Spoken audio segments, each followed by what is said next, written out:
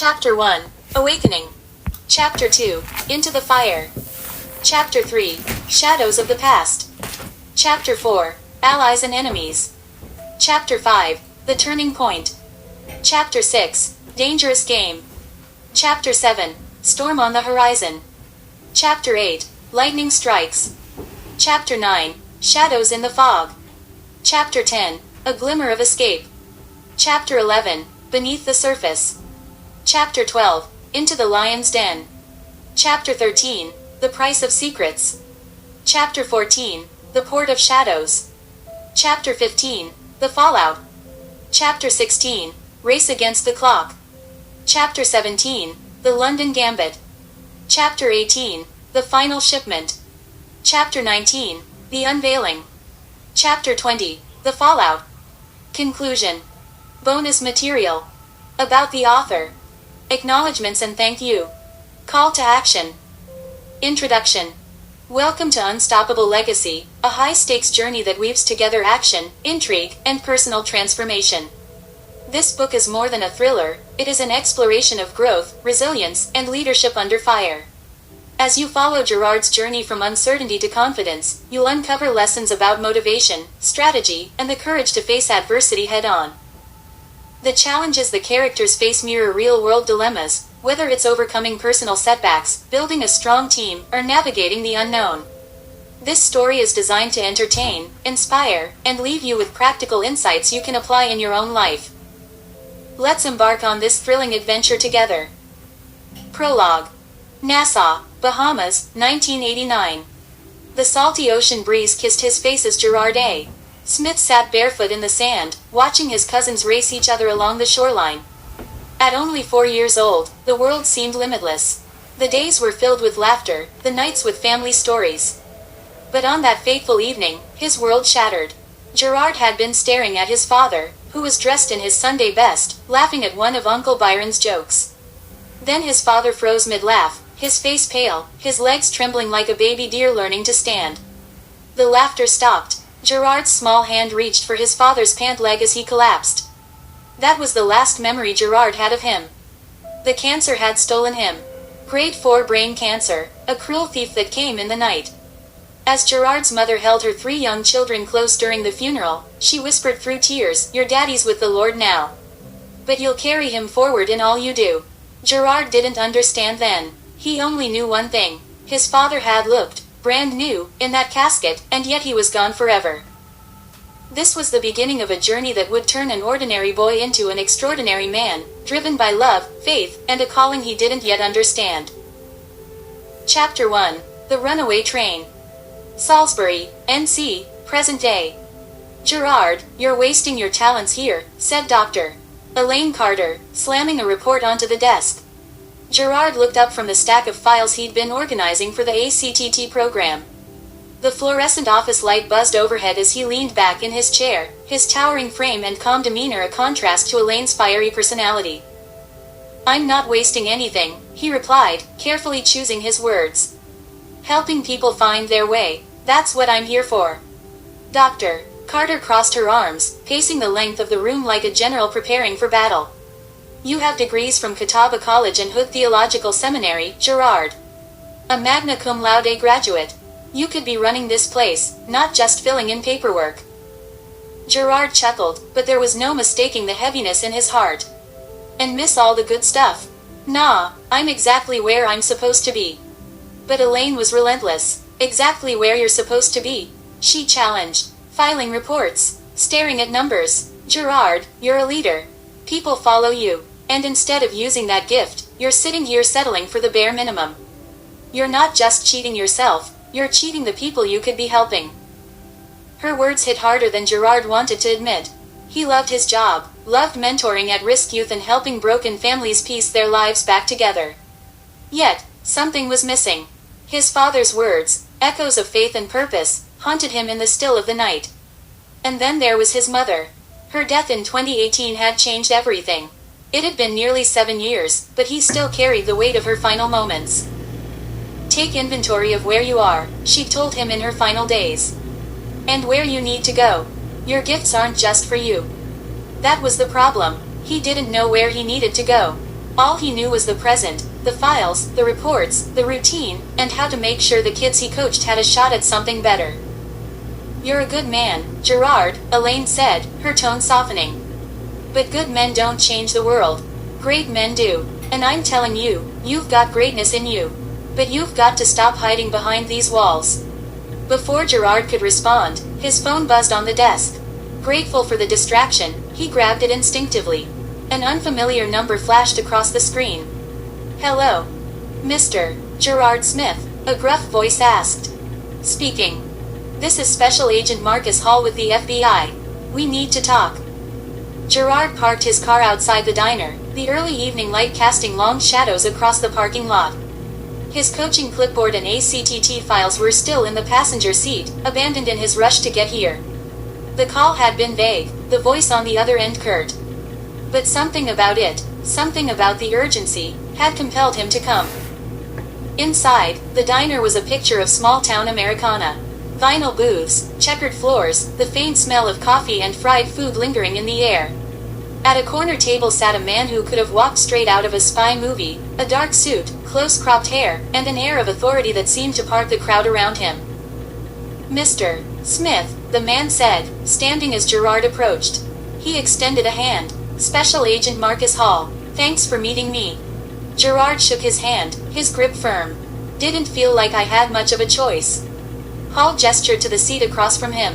"Please, sit, I'll get straight to the point." As Gerard lowered himself into the booth, Hall slid a manila folder across the table. "What's this?" Gerard asked, flipping it open. His brow furrowed as he scanned the first page, his eyes catching on words like rogue operative, experimental tech, and bioweapons. Hall's tone was grave. "We've been tracking a rogue CIA agent who's gone dark. He's using experimental technology to develop biological weapons. We believe he's operating out of the Bahamas." Gerard closed the folder and shoved it back across the table. "I'm no spy, Agent Hall. I'm a coach, a pastor, a regular guy trying to help people." Hall leaned forward, his eyes intense. "You're also a former student athlete, magna cum laude graduate, and a natural leader with over 17 years of experience. Don't sell yourself short, Mr. Smith. We need someone who knows the terrain. Someone with local connections. Someone they'd never expect." "You mean someone expendable," Gerard shot back. Hall didn't flinch. "Call it what you want. But if you don't do this, thousands could die. Maybe millions." Gerard stared at the folder, his mind racing. Rogue agents. Biological weapons. And now they wanted him to put his life on the line because of some unexplainable gift he barely understood himself. This wasn't just a runaway train, it was a freight train, barreling straight toward him with no brakes. "Why me?" Gerard asked, his voice barely above a whisper. Hall's gaze didn't waver. "Because we know about your gifts." Gerard froze. "What gifts?" Hall smirked. "Oh, come on. You didn't think we'd come to you without doing our homework. The visions, the way you can read people, anticipate moves before they make them. You're more than just a coach. Call it psychic, call it divine intervention, whatever you want. But we need it." Gerard leaned back in the booth, the weight of the moment pressing down on him. This was insane. Impossible. And yet, somewhere deep inside, a small voice whispered, "You've been preparing for this your whole life." Hall's voice interrupted his thoughts. "We'll train you, give you everything you need. But we don't have much time. What do you say?" Gerard thought about his father, his mother, the kids he'd coached over the years. The legacy he wanted to leave behind. His life had been one long string of unexpected turns, but this was the ultimate test. He looked Hall dead in the eye. "When do we start?" Chapter 2. A Dangerous Proposal. The sound of the diner's door jingling behind Gerard barely registered as he stood outside, staring at the dimly lit parking lot. His mind was racing. Special Agent Marcus Hall had just walked back inside to make a phone call, leaving Gerard with the same manila folder and a question hanging in the air. Could he really do this? His life had been full of unexpected twists, but this was something straight out of a movie. He turned the folder over in his hands, feeling the weight of what it represented. It wasn't just paper, it was responsibility, danger, and a one-way ticket into a world he had no business being a part of. Or so he thought. Hall's voice rang in his head. You're more than just a coach. Call it psychic, call it divine intervention. But we need it. What did that even mean? Gerard had spent his entire life relying on faith and instincts. Sure, there had been moments when he'd seen things coming before they happened, a quarterback telegraphing a pass, a troubled kid about to lash out, a family member on the verge of breaking down, but he'd never thought of it as a gift.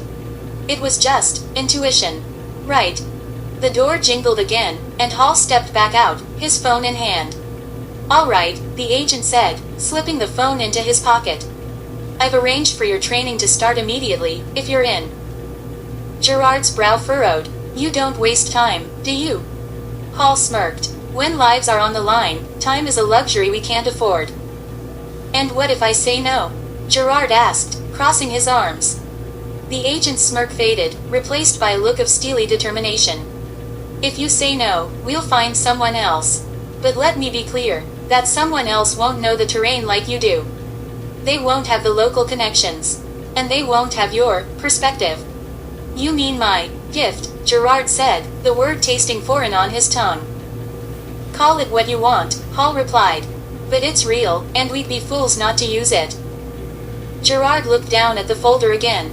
His entire life had been about helping others, about stepping up when no one else would. Could he really walk away from this? The stakes were higher than anything he'd ever faced, but the principle was the same. People needed help, lives were on the line. And he had a chance to make a difference. "All right," he said finally. "I'll do it." Hall nodded, his expression unreadable. "Good. Training starts tomorrow morning. Be at this address by 6 a.m. He handed Gerard a small card with an address scrawled in neat handwriting. And Gerard? "Yeah. Get some sleep. You're gonna need it." The next morning, Gerard found himself standing in front of an unassuming warehouse on the outskirts of town. The address on the card matched, but the building didn't look like much. A faded sign above the door read, Johnston Shipping Company, and the windows were covered with a layer of grime that suggested no one had looked out of them in years. As he approached the door, it creaked open, revealing a man in his early 40s with a lean build and a no-nonsense demeanor. He wore a plain gray t-shirt and cargo pants, and his eyes had the sharpness of someone who missed nothing. "You Smith?" the man asked. "That's me," Gerard replied.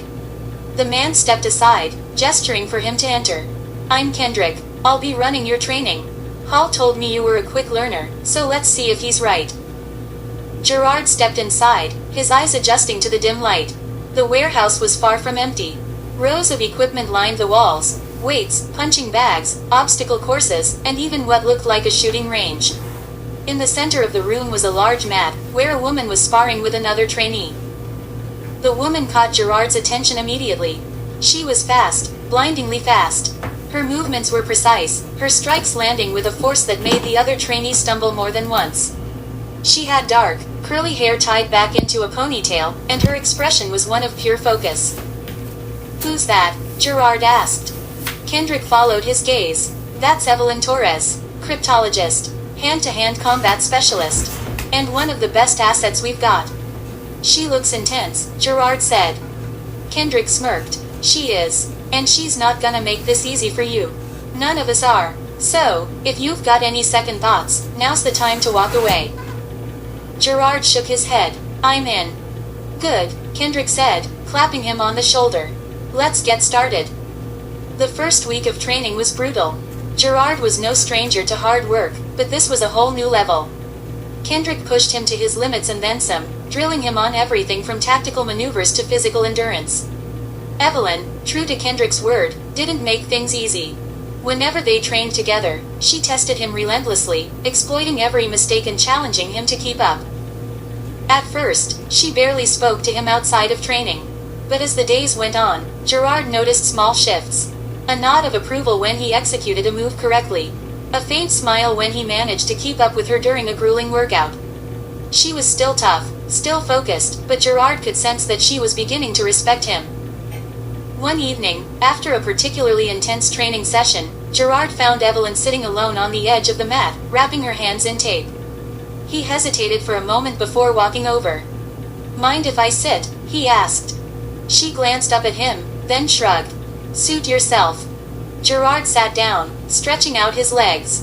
For a moment, neither of them spoke. Then, he broke the silence. "You're good at this," he said. "Really good." Evelyn snorted. "Flattery won't make me go easy on you tomorrow." "Wasn't trying to," Gerard said with a grin. "Just calling it like I see it." She looked at him then, her expression softening just slightly. "You're not bad yourself. For a coach." "I'll take that as a compliment," he replied. Evelyn shook her head, a faint smile playing at her lips. "Don't get used to it." For the first time, Gerard felt like he was starting to crack through her tough exterior. And as he sat there, talking and laughing with Evelyn under the dim lights of the warehouse, he realized something else. He wasn't just doing this for the mission. He was doing it for the people around him, the ones who believed in him, and maybe even the ones who didn't yet. Because for the first time in a long time, Gerard A. Smith felt like he was exactly where he needed to be. Chapter 3. The Island of Secrets. The humid Bahamian air hit Gerard like a wall as he stepped off the plane. He had barely set foot on the tarmac before he was approached by a man in a dark suit. "Mr. Smith?" the man asked. "Depends who's asking," Gerard replied. The man smiled faintly. "I'm your liaison. Call me Kendrick. Welcome to Nassau. I hope you're ready. The game's already begun." From there, Gerard was thrust into a world he'd only seen in movies. Covert missions, high-tech gadgets, and an elite team of operatives who made him feel like a fish out of water. But his instincts, sharpened by years of football, ministry, and survival, kicked in. Every play he'd ever called, every lesson he'd ever taught, had prepared him for this moment. Amid the chaos, Gerard met her. Evelyn Torres was unlike anyone he'd ever encountered. A brilliant cryptologist working with the team, she exuded confidence and intelligence. But her focus was solely on the mission. She barely acknowledged Gerard, treating him like just another piece in the puzzle. Her sharp wit and unyielding determination made her intimidating, but Gerard couldn't deny the pull he felt toward her. Evelyn had no time for distractions, least of all someone like Gerard, a reluctant recruit with a pastor's heart and no formal training. Yet, as the mission progressed and the stakes grew higher, she began to see layers to him that she hadn't expected. His unwavering faith, his ability to inspire, and his calm under pressure started to break through the walls she'd built around herself. One night, after a particularly tense operation, Gerard found Evelyn sitting alone on the balcony of their safe house, staring out at the ocean. The moonlight cast a silver glow over her face. "Couldn't sleep?" he asked, stepping onto the balcony. She glanced at him but didn't respond. Instead, she turned back to the ocean. "Do you ever wonder if we're in over our heads?" Gerard leaned on the railing beside her. "All the time, but I've learned that's when God shows up the most." Evelyn sighed. "Faith, I envy that. I've always relied on logic, facts, things I can see and prove. But out here," she trailed off, her voice barely above a whisper. "Nothing feels certain anymore." "Certainty is overrated," Gerard said with a small smile. "Sometimes, you just have to take the next step, even if you can't see the whole path." For the first time, Evelyn looked at him, really looked at him. And in that moment, something shifted. She saw not just the reluctant recruit, but the man beneath, a man who carried the weight of his past with quiet strength, who had a gift for seeing the best in people even when they couldn't see it themselves. As the mission drew them closer together, their connection deepened. But with danger lurking around every corner and the shadow of betrayal looming over the team, Gerard and Evelyn would have to navigate not only the perilous world of espionage but also the unexpected and undeniable bond forming between them. Chapter 3. The Island of Secrets. The roar of the engine filled Gerard's ears as the private plane touched down on the cracked asphalt of a small, secluded airstrip in Nassau, Bahamas. The wheels screeched to a halt, and the plane trembled slightly before rolling to a stop. Gerard stared out the window at the swaying palm trees and the stretch of turquoise ocean beyond. It should have been a scene from a vacation postcard, but instead, it felt like stepping into enemy territory. Kendrick, seated across from him, unbuckled his seatbelt with practiced ease. "Welcome to the Bahamas," he said. "Don't let the scenery fool you. The stakes here are as high as they get." Gerard nodded, feeling the familiar mix of nerves and resolve building in his chest. He adjusted the strap of the duffel bag slung over his shoulder and followed Kendrick down the narrow aisle and out into the humid air. Waiting for them on the tarmac was Evelyn Torres, dressed in lightweight tactical gear and aviator sunglasses that reflected the sunlight like a mirror. Her posture was as sharp as her gaze. Beside her stood a short, wiry man in his 50s with salt and pepper hair and a warm, easygoing smile that didn't quite reach his eyes. "You must be Gerard Smith," the man said, extending a hand. "I'm Agent Carson. I'll be your liaison for this mission." "Good to meet you," Gerard replied, shaking his hand. Carson's grip was firm, his demeanor relaxed but professional. Evelyn tilted her head slightly, her sunglasses hiding her expression. "Didn't think you'd actually make it here," she said, her tone more teasing than hostile. "Guess I like a challenge," Gerard said with a faint grin. He was getting used to her sharp wit, it was almost becoming a game between them. "All right, enough introductions," Kendrick interjected. "Let's get to work." The makeshift command center was set up in a nondescript building just a few blocks from the bustling tourist district of Nassau. Inside, the air was cool from industrial fans humming in the corners, and the walls were lined with maps, surveillance photos, and detailed dossiers. Gerard stood at the center of it all, trying to absorb as much information as possible. Carson pointed to a map pinned to the wall. "Our target is operating out of a private compound on Paradise Island. High walls, heavy security, and access to the marina. We've confirmed he's conducting experiments there, but we don't know the full scope of his operation yet." "How do we get in?" Gerard asked. Evelyn stepped forward, her finger tracing a route on the map. "By water. There's a small inlet here that leads to the back of the compound. It's not heavily patrolled, but it'll still be risky. Once we're inside, we'll split up. Kendrick and I will handle the security systems. Gerard, your job is to access the lab and extract the data." "And how exactly am I supposed to do that?" Gerard asked, his tone tinged with skepticism. Evelyn arched an eyebrow. "We'll make sure you're ready. Just follow instructions and don't improvise unless it's absolutely necessary." Kendrick clapped a hand on Gerard's shoulder. "You've got this, Smith. Remember, this isn't just about the mission. It's about saving lives." Gerard took a deep breath, nodding. "All right, let's do this." Night fell quickly in the Bahamas, the sky turning a deep shade of indigo as stars began to emerge.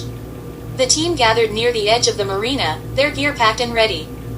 The air was thick with tension, but Gerard felt a surprising sense of calm. Maybe it was the rhythm of the waves lapping against the dock, or maybe it was the quiet prayer he'd said to himself moments earlier. Evelyn handed him a headset, her fingers brushing against his as she did. "Keep this on at all times. I'll be in your ear, guiding you through the compound." "Got it," Gerard said, slipping the headset into place. They boarded a small inflatable boat, the engine humming softly as Kendrick steered them toward the inlet. Gerard sat at the front, his eyes scanning the horizon. The compound's lights came into view, a stark contrast against the darkness of the surrounding jungle. As they neared the shore, Kendrick cut the engine, letting the boat drift silently. "This is as far as we go," he whispered. "Everyone ready?" Evelyn nodded, her face set with determination. Gerard gripped the edge of the boat, his heart pounding. This was it, no turning back now. The team slipped into the water, their movements quiet and controlled. The coolness of the ocean was a shock to Gerard's system, but he pushed the discomfort aside, focusing on the task ahead. They reached the shore undetected, crouching low as they moved toward the perimeter of the compound. Evelyn signaled for Gerard to follow her, her movements quick and precise. He stayed close, his eyes darting between her and their surroundings. The compound loomed ahead, its high walls and security cameras a reminder of the danger they were walking into. When they reached the access point, Evelyn turned to Gerard, her voice a whisper in his ear. "This is where we split up. Stay focused, stay quiet, and trust me to guide you." "I trust you," Gerard said, the words coming out more naturally than he expected. Evelyn paused for a moment, her expression softening. Then she nodded and disappeared into the shadows with Kendrick, leaving Gerard to face the unknown. The interior of the compound was a maze of corridors and locked doors. Gerard moved cautiously, his senses heightened. Evelyn's voice came through the headset, calm and steady. "Take the next left. The lab should be just ahead." He followed her instructions, his steps silent against the polished floor. When he reached the lab, he found the door ajar. Inside, the room was filled with monitors, equipment, and vials of strange, glowing substances. Gerard felt a chill run down his spine. "I'm in," he whispered. "Good," Evelyn replied. "Start downloading the data. The drive I gave you is in your bag." Gerard retrieved the drive and inserted it into the nearest terminal. The screen flickered to life, lines of code streaming across it as the download began. His fingers hovered over the keyboard, ready to react to any complications. Suddenly, the sound of footsteps echoed from the hallway. Gerard's heart leapt into his throat. "We've got company," Evelyn said. "Stay calm. Hide and wait for my signal." Gerard ducked behind a large piece of equipment, his breath shallow. The footsteps grew louder, closer. He clenched his fists, ready for whatever was about to happen. Chapter 4. Shadows and Betrayal. The faint glow of the monitors illuminated the dark lab as Gerard crouched behind the large equipment, his heart pounding in his chest. The footsteps grew louder, echoing in the silent corridor outside the door.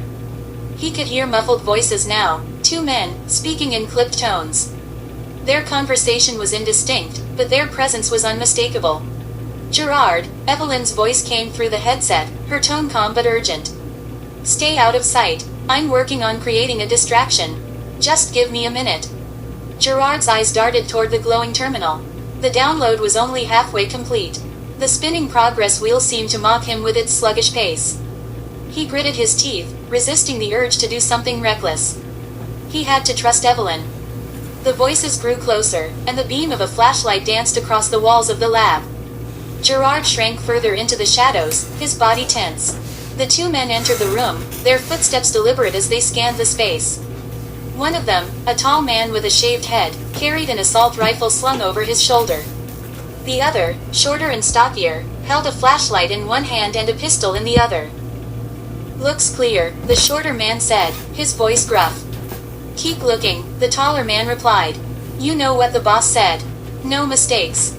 Gerard held his breath, his eyes locked on the glowing terminal. The download ticked up to 75%. Too slow. The men began to spread out, their movements methodical. One of them approached the very equipment Gerard was hiding behind. "Evelyn," Gerard whispered, barely audible. "They're right on top of me." "Almost there," she replied. "Stay low." The taller man's hand brushed against the edge of the equipment, and Gerard's breath caught in his throat. He tensed, ready to act if necessary. But before the man could investigate further, a loud crash echoed from somewhere down the hallway. The men froze, their attention snapping toward the sound. "What was that?" the shorter man demanded. "Go check it out," the taller man ordered. With a grunt, the shorter man moved toward the door, his flashlight cutting through the darkness. The taller man hesitated, his gaze lingering on the equipment. Then, with a muttered curse, he followed his partner out of the room. "You're clear," Evelyn said. "But you need to move now. They'll be back any second." Gerard exhaled shakily and rose from his hiding spot. The terminal showed 90%. Close, but not close enough. He glanced toward the door, his instincts screaming at him to leave. But leaving without the data wasn't an option. He had to see this through. Come on, he muttered under his breath, willing the download to finish. The seconds stretched into an eternity, but finally, the progress wheel hit 100%. A soft beep signaled the completion of the transfer. "I've got it," Gerard whispered. "Good," Evelyn replied. "Now get out of there. I'll guide you to the extraction point." Gerard grabbed the drive and slipped it into his bag. He moved toward the door, his steps light and deliberate. The hallway was dimly lit, the distant sound of voices and heavy boots echoing off the walls. Evelyn's voice came through the headset again. "Take a right at the end of the hallway," she instructed. "There's a stairwell that leads to the lower level. From there, you'll find an access hatch that leads outside." Gerard followed her directions, his heart pounding with every step. The stairwell was narrow and steep, the concrete walls cold and uninviting. As he descended, the sound of footsteps above made him quicken his pace. He reached the lower level and found the access hatch Evelyn had mentioned. It was a heavy metal door with a rusted handle. He pulled it open, the hinges groaning in protest, and slipped outside. The cool night air hit him like a wave, but there was no time to savor the relief. The compound's perimeter was still heavily guarded, and Gerard could see patrols moving in the distance. He crouched low, moving from shadow to shadow as he made his way toward the extraction point. "You're almost there," Evelyn said. "Just a little further." Gerard reached the edge of the compound's property and spotted the inflatable boat waiting in the shadows. Kendrick was at the helm, his silhouette barely visible in the darkness. Gerard broke into a sprint, his breath coming in short bursts as he closed the distance. "Move," Kendrick hissed, waving him forward. Gerard leapt into the boat just as the sound of shouts erupted from the compound. Flashlights and gunfire pierced the night as the guards realized what was happening. Kendrick gunned the engine, and the boat sped away from the shore, the waves crashing against its sides. Evelyn's voice came through the headset, calm but firm. "We've got what we came for. Now we just need to get out of here." Gerard glanced back at the compound, the lights growing smaller in the distance. His heart was still racing, but for the first time, he felt a glimmer of hope. They'd made it out. They'd completed the mission. But as the boat sped toward safety, a single thought lingered in Gerard's mind: this was only the beginning. Chapter 5: The Web Tightens. The boat sliced through the dark waters, the engine humming steadily as they left the compound behind. Gerard sat at the back, gripping the edge of the inflatable craft, his mind racing with everything that had just transpired. The weight of the stolen drive in his bag felt heavier than it should have, like it carried more than just data, like it carried the potential for disaster. "Status check," Kendrick called over his shoulder, his voice steady despite the tension hanging in the air. "I'm good," Evelyn replied from her position at the bow, her sharp eyes scanning the horizon for any signs of pursuit. Gerard nodded, though no one could see him in the dark. "Same here." "Good," Kendrick said. "We'll rendezvous with the extraction team in 15. Keep your eyes sharp." The ocean stretched out endlessly around them, the stars above casting faint light on the rippling waves. Gerard tried to steady his breathing, but his mind was a whirlwind. The mission had been intense, and the close calls in the lab were still fresh in his mind. But more than that, he couldn't shake the feeling that something was off. Evelyn's voice cut through his thoughts. "We've got movement." Gerard snapped his head up. In the distance, faint lights bobbed against the dark horizon. At first, they looked like stars reflecting on the water, but they moved too deliberately, too quickly. "Looks like a patrol boat," Evelyn said, her voice low but urgent. "They're heading this way." "Damn it," Kendrick muttered. He cut the engine, letting the boat drift silently. The sudden quiet was deafening, broken only by the gentle lapping of the waves against the hull. "What's the plan?" Gerard asked, his voice tense. Kendrick's jaw tightened. "We wait. If they get too close, we'll have to take them out." Evelyn reached into her bag, pulling out a compact rifle and attaching a silencer with practiced ease. She glanced at Gerard, her expression unreadable. "Stay low. If it comes to a fight, let us handle it." Gerard nodded, his heart pounding in his chest. He wasn't a soldier, wasn't trained for this. But he wasn't about to back down now. The patrol boat's lights grew brighter, cutting through the darkness like searchlights. Gerard could make out the figures on board, 4 men, heavily armed, scanning the water with flashlights. The tension in the air was palpable, every second stretching into an eternity. Kendrick motioned for everyone to stay still. The boat drifted closer, the hum of its engine growing louder. One of the men on the patrol boat shouted something in a language Gerard didn't understand, and another laughed in response. They didn't seem to have spotted the inflatable yet, but they were getting dangerously close. "If they get within 20 meters, we engage," Kendrick whispered, his hand hovering over the grip of his pistol. Evelyn's finger rested on the trigger of her rifle, her breathing steady. Gerard gripped the edge of the boat, his knuckles white. The patrol boat slowed, its spotlight sweeping over the water. Gerard held his breath as the light passed dangerously close, illuminating the surface just a few meters away. He could hear the men speaking now, their voices low and casual. They didn't seem to suspect anything, but they weren't leaving, either. Suddenly, a burst of static crackled over the patrol boat's radio. One of the men barked something into the receiver, and the boat's engine roared to life. Gerard watched in stunned silence as the boat turned and sped off, its lights growing smaller in the distance.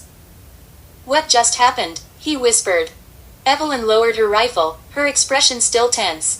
"They must have been called away. Lucky break." "Too lucky," Kendrick muttered, restarting their engine. "Let's move before they change their minds." The inflatable surged forward, cutting through the waves as they resumed their course toward the extraction point. The tension lingered, but the immediate danger had passed. Gerard leaned back, letting out a shaky breath. He glanced at Evelyn, who was staring ahead, her jaw set. Despite her composure, he could see the strain in her eyes. "That was close," he said quietly. She nodded, her gaze never wavering. Too close. The extraction point was a secluded cove, hidden from view by a dense wall of mangroves. As they approached, Gerard spotted a larger boat waiting for them, its silhouette barely visible in the shadows. A figure on deck waved them forward, and Kendrick guided the inflatable alongside it. "Welcome back," a voice called as they climbed aboard.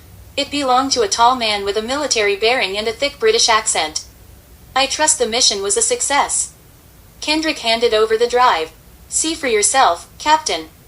The man took the drive, examining it briefly before nodding. "Well done. Let's get out of here before anyone comes looking." As the larger boat pulled away from the cove, Gerard finally allowed himself to relax. The adrenaline was wearing off, leaving him drained but relieved. They'd done it. The mission was complete. But as he sat on the deck, staring out at the dark horizon, he couldn't shake the feeling that this was far from over. There was something bigger at play here, something they weren't being told. And whatever it was coming for them. Evelyn sat down beside him, her expression thoughtful. "You did good out there," she said after a moment. Gerard looked at her, surprised. "Thanks. Couldn't have done it without you." She smiled faintly. "Don't sell yourself short. You've got instincts. And heart. That's more than most people can say." For the first time since the mission began, Gerard felt a flicker of pride. He'd been thrown into a world he didn't understand, but he'd held his own. And as the boat sped toward the safety of open water, he realized something else. This wasn't just about surviving. It was about becoming the man he was meant to be. Chapter 6. The Unseen Enemy. The sun crept over the horizon, casting an orange glow across the endless expanse of water. The large extraction boat hummed steadily as it cut through the waves, carrying Gerard, Evelyn, Kendrick, and the rest of the team further from danger, or so it seemed. Gerard stood on the deck, gripping the railing as he stared out at the sunrise. The ocean breeze was cool against his face, but it did little to calm the unease settling in his gut. Every fiber of his being told him the night's mission, though successful, was only the beginning of something far more dangerous. "Couldn't sleep," Evelyn's voice broke through his thoughts. He turned to find her leaning against the railing a few feet away, her dark hair tousled by the wind. She looked as tired as he felt, but her sharp eyes still held that familiar intensity. "Not really," Gerard admitted. "I keep thinking about that patrol boat. About how close they got." Evelyn nodded, her gaze shifting to the horizon. "You're not wrong to feel uneasy. That wasn't luck back there. Something distracted them. Something deliberate." "You think someone's pulling strings?" Gerard asked, his voice low. Evelyn's jaw tightened. "I don't think. I know. We're dealing with more than just a rogue operative now. This whole thing smells like a setup." Before Gerard could respond, Kendrick's voice boomed from the bridge. "Everyone inside. Now." The urgency in his tone sent a chill down Gerard's spine. He exchanged a quick glance with Evelyn before they both turned and hurried into the cabin. The rest of the team was already gathered around a central table, where Kendrick was gesturing to a digital map displayed on a screen. "We've got company," Kendrick said grimly, pointing to a cluster of red dots moving rapidly across the map. 3 boats, closing in fast. No markings, no transponders. They're not here to talk." "How long do we have?" Evelyn asked, her voice sharp. 10 minutes, maybe less," Kendrick replied. "We've got to assume they're armed." Gerard's stomach twisted. He'd barely had time to process the success of the mission, and now they were facing another threat. "What's the plan?" he asked, forcing his voice to stay steady. Kendrick's gaze swept over the team. "We've got a few options. We can try to outrun them, but this boat isn't built for speed. Or we can hold our ground and prepare to fight." "And the third option?" Evelyn prompted. Kendrick hesitated. "We dump the drive. Let them have it. They're after the data, not us." The room fell silent. Gerard's hand instinctively went to the bag slung over his shoulder, where the drive was safely tucked away. The idea of giving it up felt like admitting defeat, like all the risks they'd taken were for nothing. "No," he said firmly. "We didn't come this far just to hand it over. There has to be another way." Evelyn's lips quirked into the faintest hint of a smile. "I agree with the rookie. We hold on to the drive." Kendrick sighed, but there was a glimmer of approval in his eyes. "All right. Then we fight. Everyone, gear up. We've got less than 10 minutes to get ready." The deck of the boat was transformed into a makeshift battlefield. Gerard stood near the stern, a sidearm holstered at his hip and a small rifle slung across his back.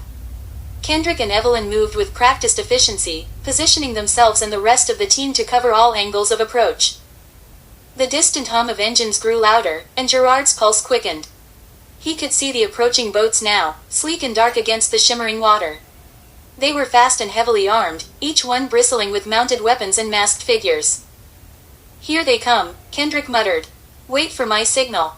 The lead boat slowed as it approached, its occupants clearly assessing their target. One of the masked figures stood and raised a megaphone, his voice distorted but clear. "Surrender the drive, and no one gets hurt." Kendrick didn't flinch. "Not a chance," he muttered under his breath.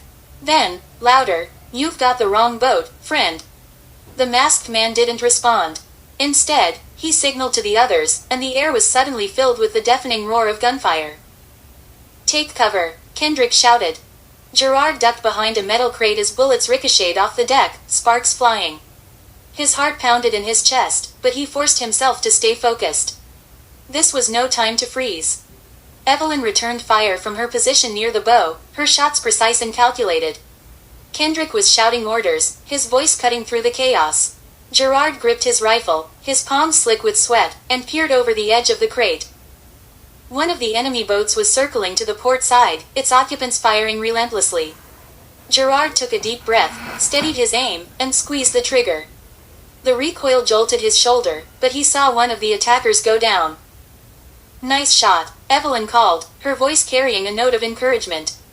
The firefight raged on, the sound of gunfire and shouted commands filling the air.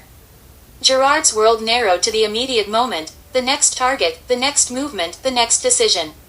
He wasn't a soldier, but he fought like one, driven by instinct and determination. After what felt like an eternity, the last of the attackers fell. The remaining boats veered off, retreating into the distance. The silence that followed was almost deafening. Gerard sank to the deck, his chest heaving. His hands were shaking, but he was alive. They all were. Kendrick surveyed the scene, his expression grim. "They'll be back. We need to move. Now." Evelyn knelt beside Gerard, her hand resting briefly on his shoulder. "You did good," she said softly. He met her gaze, his breath still ragged. "We're not out of this yet, are we?" She shook her head. "No, but we're still standing, and that counts for something." Gerard nodded, the weight of her words settling over him. The fight wasn't over, not by a long shot. But for now, they'd survived. And as the boat sped toward whatever lay ahead, he knew one thing for certain: he was ready for whatever came next. Chapter 7. Storm on the Horizon. The extraction boat surged forward, its engines roaring against the vast ocean. The morning sun climbed higher, illuminating the rippling water that stretched endlessly in every direction. Despite their victory in the firefight, tension hung in the air like a storm cloud. Everyone on board knew it was only a matter of time before their enemies came back, stronger, more prepared. Gerard leaned against the railing, staring at the horizon. His muscles ached, and his mind churned with the memories of the battle. The way the gunfire had sounded, the sharp jolt of the rifle in his hands, the split-second decisions, it was all still fresh, raw. Evelyn's voice startled him out of his thoughts. "You've got that look again." He turned to find her standing a few feet away, arms crossed, her sharp gaze fixed on him. "What look?" "The one that says you're replaying everything in your head and blaming yourself for things you had no control over." Gerard chuckled dryly. "You get all that from a look." She shrugged, leaning against the railing beside him. "You're an open book, Smith. At least to me." For a moment, they stood in silence, the hum of the boat's engines filling the space between them. Gerard finally spoke. "You ever get used to it?" "Used to what?" "The fighting. The fear. Wondering if the next moment will be your last." Evelyn's expression softened, a rare glimpse of vulnerability breaking through her usual guarded demeanor. "No, you don't get used to it. But you learn how to carry it. How to keep moving forward." Gerard nodded slowly, her words sinking in. "And what if you can't keep moving forward?" Evelyn met his gaze, her voice steady. "Then you let the people around you carry you for a while. That's why we're a team. None of us can do this alone." The sincerity in her tone caught him off guard. He'd seen Evelyn as tough, almost untouchable. But in that moment, he realized there was far more to her than he'd initially thought. Before Gerard could respond, Kendrick's voice boomed from the bridge. "Everyone, gather in the cabin. We've got a situation." The team crowded into the small cabin, where a digital map was displayed on a screen. Kendrick stood at the front, his expression grim. "We've got a problem," he said, pointing to a blinking red dot on the map. "Satellite intel picked this up a few minutes ago. It's an aircraft, heading straight for us. Low altitude, fast moving. Could be a drone, could be a chopper. Either way, it's not friendly." Evelyn frowned. "How long do we have?" 15 minutes, maybe less, Kendrick replied. "We're too far from the safe zone to make it there in time. Our only option is to take evasive action." "Evasive action?" Gerard asked. "What does that mean?" Kendrick's gaze swept over the team. "It means we're heading into the storm." Gerard's brow furrowed. "What storm?" Kendrick tapped a button on the console, and the map zoomed out to reveal a swirling mass of clouds and lightning to the west. "There's a tropical storm brewing about 20 nautical miles from here. It's risky, but it's our best shot at losing whoever's tracking us. They'll have a harder time navigating in those conditions." Evelyn crossed her arms. "And so will we." "True," Kendrick admitted, "but it's a calculated risk. Staying out here in open water guarantees they'll catch us.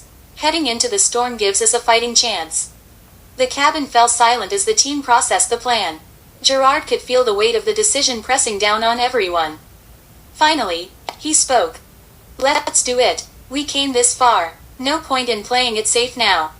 Kendrick nodded. "All right, everyone, secure the deck and prepare for rough waters. This is gonna be a bumpy ride." The boat turned west, heading straight for the churning clouds on the horizon. The air grew heavier, the wind picking up as they approached the storm. Waves began to swell, rocking the boat as lightning flashed in the distance. Gerard worked alongside the others, securing loose equipment and ensuring the hatches were sealed. The rain started as a light drizzle but quickly intensified into a torrential downpour. The roar of the wind and the crashing of the waves made it nearly impossible to hear anything else. Evelyn appeared beside Gerard, shouting over the storm. "You holding up?" "So far," he shouted back, gripping a rope to steady himself as the boat lurched. A sudden jolt nearly sent them both sprawling as a massive wave slammed into the side of the boat. Gerard managed to stay on his feet, but Evelyn wasn't so lucky. She slipped, her hand scrabbling for a hold as she slid toward the edge of the deck. Without thinking, Gerard lunged forward, grabbing her arm just as she was about to go overboard. He pulled her back with all his strength, his heart pounding in his chest. "Gotcha," he shouted, his voice barely audible over the storm. Evelyn clung to him for a moment, her breathing ragged. Then she pulled back, giving him a quick nod. "Thanks." Gerard managed a faint grin. "We're a team, remember?" Before she could respond, Kendrick's voice came through the radio, crackling with static. "Brace yourselves. Incoming." Gerard's stomach dropped as he looked up to see the aircraft, a sleek, black drone, emerging from the clouds, its engines roaring. It swooped low, a pair of missiles visible beneath its wings. "Evelyn," he shouted, "what do we do?" Her eyes narrowed, her mind racing. "We fight back. Get to the turret at the stern. I'll cover you." Gerard didn't hesitate. He sprinted across the rain-slicked deck, dodging debris as the drone lined up for an attack run.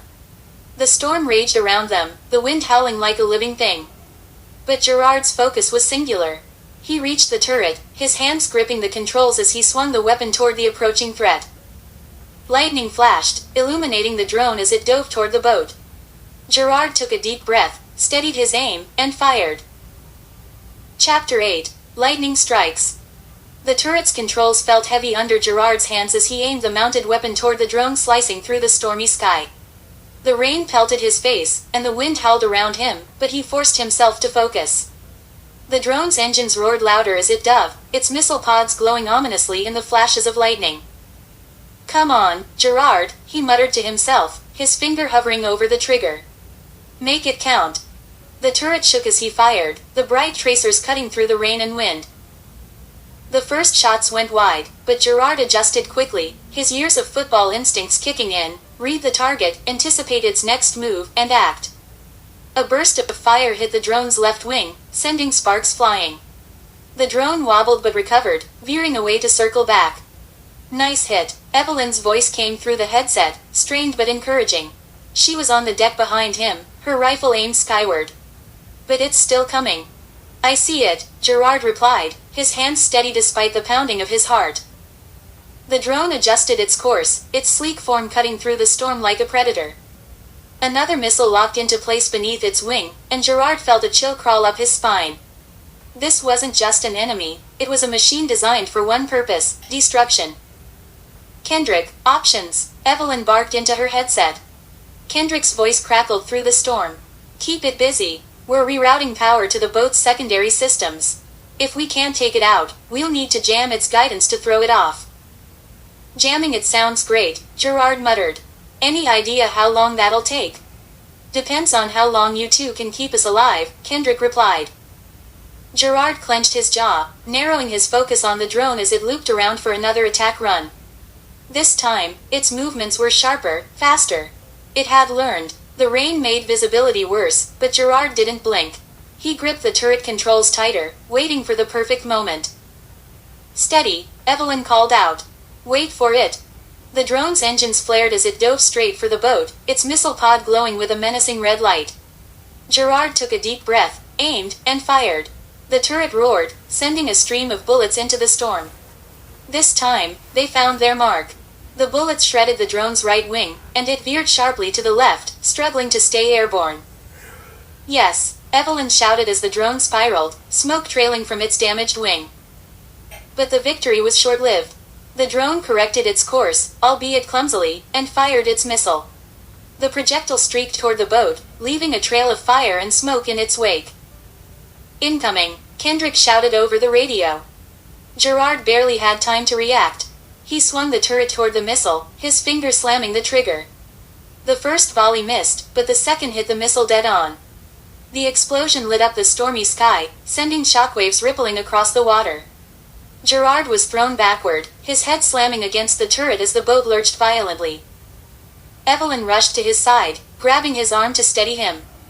You all right? She shouted over the chaos. Gerard nodded, though his ears were ringing and his vision swam. Still here. Good, she said, helping him back to his feet. Because it's not over yet. The drone, though heavily damaged, was still airborne. It hovered in place for a moment, as if recalibrating, then began to ascend, disappearing into the thick storm clouds above. Where's it going? Gerard asked, his voice hoarse. Evelyn frowned. Not sure, but I don't like it. Kendrick's voice crackled through the headset again. We've got the jammer online. If that thing comes back, it won't be able to lock onto us. Let's hope it works, Evelyn said, glancing toward the clouds. The team regrouped on the deck, their faces grim. The storm showed no signs of letting up, and every crash of thunder felt like a warning. Gerard leaned against the railing, trying to catch his breath. His hands were still shaking, but he refused to let the fear take over. You did good up there, Evelyn said quietly, standing beside him. Gerard glanced at her, surprised by the softness in her tone. Couldn't have done it without you. She smirked. Damn right. Before Gerard could respond, Kendrick appeared, his expression serious. We need to keep moving. The storm's working in our favor for now, but we're not out of this yet. That drone was just the first wave. Whoever sent it won't stop until they get what they're after. Gerard's grip tightened on the railing. The drive. Kendrick nodded. Exactly. And if they're willing to throw this much at us now, imagine what they'll do once we're on land. Evelyn straightened, her resolve clear. Then we make sure they don't get the chance. Whatever it takes. Gerard met her gaze, a spark of determination igniting in his chest. For the first time since this whole ordeal began, he felt something beyond fear and doubt. He felt purpose. I'm with you, he said. Evelyn nodded, and Kendrick gave a rare smile. Good, because the storm's just getting started. As the boat powered forward into the heart of the storm, lightning illuminated the dark skies, and Gerard knew they were heading straight into the unknown. But for the first time, he wasn't afraid. He was ready. Chapter 9. Shadows in the Fog. The storm hadn't relented. Sheets of rain hammered the deck, turning it into a slick, treacherous surface. The boat's engines groaned as Kendrick pushed them to their limits, slicing through the swelling waves. Every flash of lightning illuminated the team's tense faces, their expressions a mix of determination and exhaustion. Gerard wiped the water from his eyes as he steadied himself against the railing. Despite the storm, the memory of the drone's attack lingered in his mind. It hadn't been a random strike, it had been precise, deliberate. Whoever was after them wasn't just persistent, they were methodical. Evelyn appeared at his side, her rifle slung across her back and her hair plastered to her face. "Still standing?" she asked, raising her voice over the roar of the storm. "For now," Gerard replied. "You think that drone will be back?" She hesitated, her gaze scanning the stormy horizon. "Not that one. We did enough damage to ground it. But whoever sent it has more where that came from. This isn't over." Gerard frowned. "What's their endgame? They've got to know we won't give up the drive without a fight." Evelyn's jaw tightened. "That's just it. They don't care about us. They care about what's on that drive. If taking us out is what it takes, then that's what they'll do." Before Gerard could respond, Kendrick's voice boomed from the bridge. "We've got a problem." The team rushed into the cabin, water dripping from their gear as they crowded around the navigation console. Kendrick pointed to the screen, where a cluster of red blips was steadily moving toward their position. "More patrol boats," Kendrick said grimly. "Looks like 3 this time. They're fanning out, trying to box us in." "Can we outrun them?" Evelyn asked. "Not in this storm," Kendrick replied. "We'll have to lose them another way." Gerard studied the map, his mind racing. "What's that?" he asked, pointing to a small inlet near their location. Kendrick leaned closer. "A mangrove channel. Narrow, shallow, and tricky as hell to navigate in a boat this size." "Could it work?" Gerard pressed. Kendrick hesitated. "If we're lucky. The patrol boats would have a harder time following us through there, but one wrong move and we'll run aground." Evelyn stepped forward, her voice firm. "It's a risk we have to take. If they catch us out here, we're sitting ducks." Kendrick nodded, his expression grim. "All right, buckle up. This is going to get rough." The boat veered sharply, cutting across the waves as Kendrick steered toward the mangrove channel. The rain lashed at them harder, the storm seeming to sense their desperation. Gerard gripped the railing, his knuckles white as the boat pitched and rolled. The first of the patrol boats came into view, its searchlight sweeping across the water. Evelyn dropped to one knee, raising her rifle. "Hold your fire," Kendrick ordered. "We don't want to give away our position unless we have to." The boat slipped into the narrow channel, the overhanging mangroves casting eerie shadows in the storm's flickering light. The water here was calmer, but the twisting, narrow passage left no room for error. Kendrick's hands were steady on the controls, his eyes sharp as he guided the boat through the maze of roots and branches. Gerard kept watch at the stern, his heart pounding as the searchlight from the nearest patrol boat grew brighter. It wouldn't be long before they were discovered. He glanced over his shoulder at Evelyn, who was scanning the treetops with a wary expression. "Something's not right," she murmured. "What do you mean?" Gerard asked. Before she could answer, a deafening roar erupted from above. Gerard looked up just in time to see a second drone descending through the rain, its engine screaming as it zeroed in on their position. "Drone," Evelyn shouted, raising her rifle. "Everyone down." The team scattered, taking cover as the drone opened fire. Bullets tore through the mangroves, sending splinters and debris flying. Gerard felt the heat of a near miss as he scrambled behind a metal crate. Evelyn returned fire, her shots precise despite the chaos. "Kendrick, how much further?" "2 more turns," he shouted back. "Hold them off until we clear the channel." Gerard peeked out from his cover, his pulse racing. The drone hovered above the channel, its mounted guns trained on the boat. He needed to do something, but his options were limited. "Gerard," Evelyn called, tossing him a small device. "EMP grenade. Take it out." He caught the device, his hands trembling. He'd never used anything like this before, but there wasn't time to hesitate. Clutching the grenade, he moved to the edge of the boat, the rain stinging his face as he stared up at the drone. "Come on," he muttered, pulling the pin. He waited for the drone to shift closer, its gun swiveling toward him, then threw the grenade with all his strength. The device arced through the air, a small beacon of hope in the storm. It detonated just beneath the drone, sending a pulse of blue energy rippling outward. The drone's engine sputtered, its lights flickering as it lost power. With a final, sputtering whine, it crashed into the water, disappearing beneath the surface. A cheer went up from the team, but their relief was short-lived. The sound of engines roared from behind as the patrol boats entered the channel, their searchlights cutting through the darkness. "We're not done yet," Kendrick shouted. "Hang on." The boat surged forward, weaving through the narrow passage as the patrol boats closed in. Gerard took up a position at the rear, his weapon ready. Evelyn joined him, her expression fierce. "No matter what happens," she said, her voice steady, "we keep moving." "Agreed." Gerard nodded, a spark of determination in his eyes. "Agreed." As the storm raged around them and their enemies drew closer, Gerard knew one thing for certain: they were running out of time. And the shadows in the fog weren't going to let them escape without a fight. Chapter 10. A Glimmer of Escape. The relentless storm battered the mangrove channel, its howling winds and torrential rain making visibility almost impossible. The boat's engine whined under the strain as Kendrick pushed it harder, weaving through the labyrinth of twisting roots and narrow passages. Behind them, the searchlights of the patrol boats danced erratically, growing closer with every second.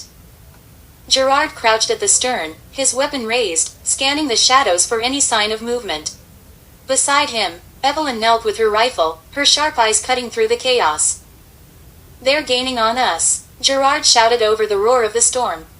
Kendrick's voice crackled through the radio clip to Evelyn's vest. "We're almost out of the channel. Just keep them off us a little longer." Evelyn exchanged a glance with Gerard.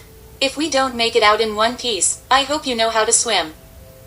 Before Gerard could respond, a flash of light illuminated the mangroves, followed by the deafening crack of gunfire. The lead patrol boat had opened fire, its mounted machine gun chewing through the dense roots and splintering wood in its path. "Get down," Evelyn yelled, shoving Gerard behind a metal crate bolted to the deck. Bullets ricocheted off the boat's hull, sending sparks flying. Gerard clutched his rifle, his pulse pounding.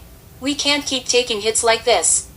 Evelyn's jaw tightened. "Then we hit back." She raised her rifle and leaned out from behind the crate, firing a precise volley toward the patrol boat. The searchlight shattered, plunging their pursuers into partial darkness. "Nice shot," Gerard called out. "Don't get comfortable," Evelyn replied, reloading quickly. "They'll adjust." As if on cue, another burst of gunfire erupted from the second patrol boat. The channel lit up with the staccato flashes of muzzle fire, the sound blending with the storm's fury. Gerard steadied his aim and fired back, forcing the gunners to take cover. Kendrick's voice came through the radio again, urgent and strained. "Brace yourselves. We're hitting open water in 30 seconds. "Open water," Gerard repeated, glancing at Evelyn. "It means no more cover," she said grimly. "It's a gamble. Out here, we're sitting ducks. Out there, at least we can try to outrun them." The boat lurched violently as it cleared the last bend of the channel and burst into the open sea. The storm churned the water into massive, rolling waves that tossed the boat like a toy. The patrol boats followed close behind, their engines roaring as they emerged from the channel. "Now what?" Gerard asked, gripping the railing to keep from being thrown overboard. Evelyn pointed toward the horizon, where a faint light flickered in the distance. "That's our extraction point. If we can make it there, we're home free." Kendrick's voice came over the radio. "Easier said than done. They've called in air support." Gerard felt his stomach drop. "Air support? You mean?" The low whine of an approaching aircraft cut him off. Another drone appeared through the storm clouds, its sleek form illuminated by flashes of lightning. It hovered menacingly above the lead patrol boat before turning its attention to Gerard's team. "This one's bigger," Evelyn muttered, her knuckles white around her rifle. Kendrick's voice crackled through again. "I'm rerouting all remaining power to the engines. We'll need every ounce of speed we can get. Evelyn, Gerard, keep that thing off us." The drone dove, its mounted guns spitting fire. Gerard and Evelyn opened up in unison, their shots tearing through the storm toward the mechanical predator. One of Gerard's bullets grazed its wing, causing it to wobble, but it quickly regained its balance. "It's armored," Evelyn said through gritted teeth. "We need to hit it with something stronger." "Like what?" Gerard shouted. Evelyn reached into a storage compartment near the stern and pulled out a shoulder-mounted rocket launcher. She tossed it to Gerard, who caught it with wide eyes. "Where did this come from?" he asked, fumbling with the weapon. "Don't ask questions," Evelyn said, loading a rocket into the chamber. "Just aim and shoot." Gerard positioned the launcher on his shoulder, the weight unfamiliar but manageable. He tracked the drone as it circled for another attack run, its guns lighting up the stormy sky. "Wait for it," Evelyn coached, her hand steady on his arm. "Now." Gerard fired. The rocket streaked through the rain, a blazing comet against the darkness. It struck the drone dead center, exploding in a brilliant flash of fire and metal. The shattered remains of the drone plummeted into the sea, disappearing beneath the waves. A cheer erupted from the team, but it was short-lived. The patrol boats were still gaining, their gunners firing relentlessly. The extraction point was closer now, the faint light growing brighter, but so was the danger. Kendrick's voice came over the radio one last time.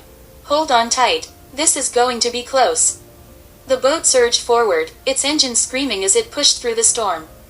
The extraction vessel came into view, a large, heavily armed ship with its crew waving frantically from the deck. The team's boat drew closer, but the patrol boats were almost on top of them. "Get ready to jump," Evelyn shouted. "What?" Gerard asked, panic flaring in his chest. "Jump," she repeated, grabbing his arm and pulling him toward the edge of the boat. As they neared the extraction ship, she leapt, pulling Gerard with her. They hit the deck hard, rolling to absorb the impact. The rest of the team followed, and within moments, the extraction ship's crew opened fire on the pursuing patrol boats. The combined firepower was overwhelming, forcing the enemy to retreat into the storm. As the last of the patrol boats disappeared into the rain, Gerard lay on the deck, his chest heaving. Evelyn appeared above him, offering a hand to help him up. "Not bad, rookie," she said with a smirk. Gerard took her hand, pulling himself to his feet. "Not bad yourself." Kendrick joined them, his expression stern but relieved. "We're not out of the woods yet, but you all did good out there." "Real good." Gerard nodded, exhaustion weighing heavily on him.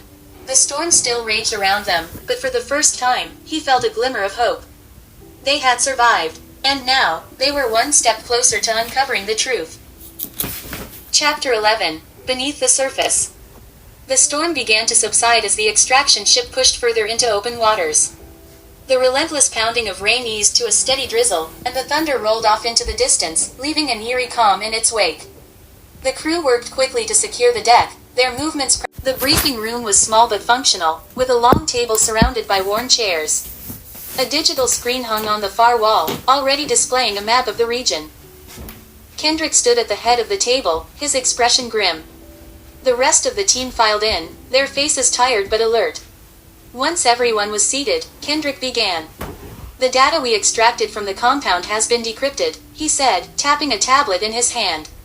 The map on the screen shifted, zooming in on a cluster of islands surrounded by deep ocean. "It confirms what we suspected. The rogue operative isn't working alone. They're part of a larger network." Evelyn leaned forward, her eyes narrowing. "What kind of network?" Kendrick glanced at her, then back at the map. "A black market organization specializing in experimental technology and biological weapons. The facility we hid was just one of many. This," he said, pointing to one of the islands, "is their main hub." Gerard's stomach twisted as he studied the map. The island was remote, surrounded by treacherous waters and far from any major shipping lanes. It was the perfect place to hide something dangerous. "What's the plan?" Evelyn asked, her tone sharp. Kendrick's jaw tightened. "We're going in. But this time, it's not just reconnaissance. We're shutting them down for good."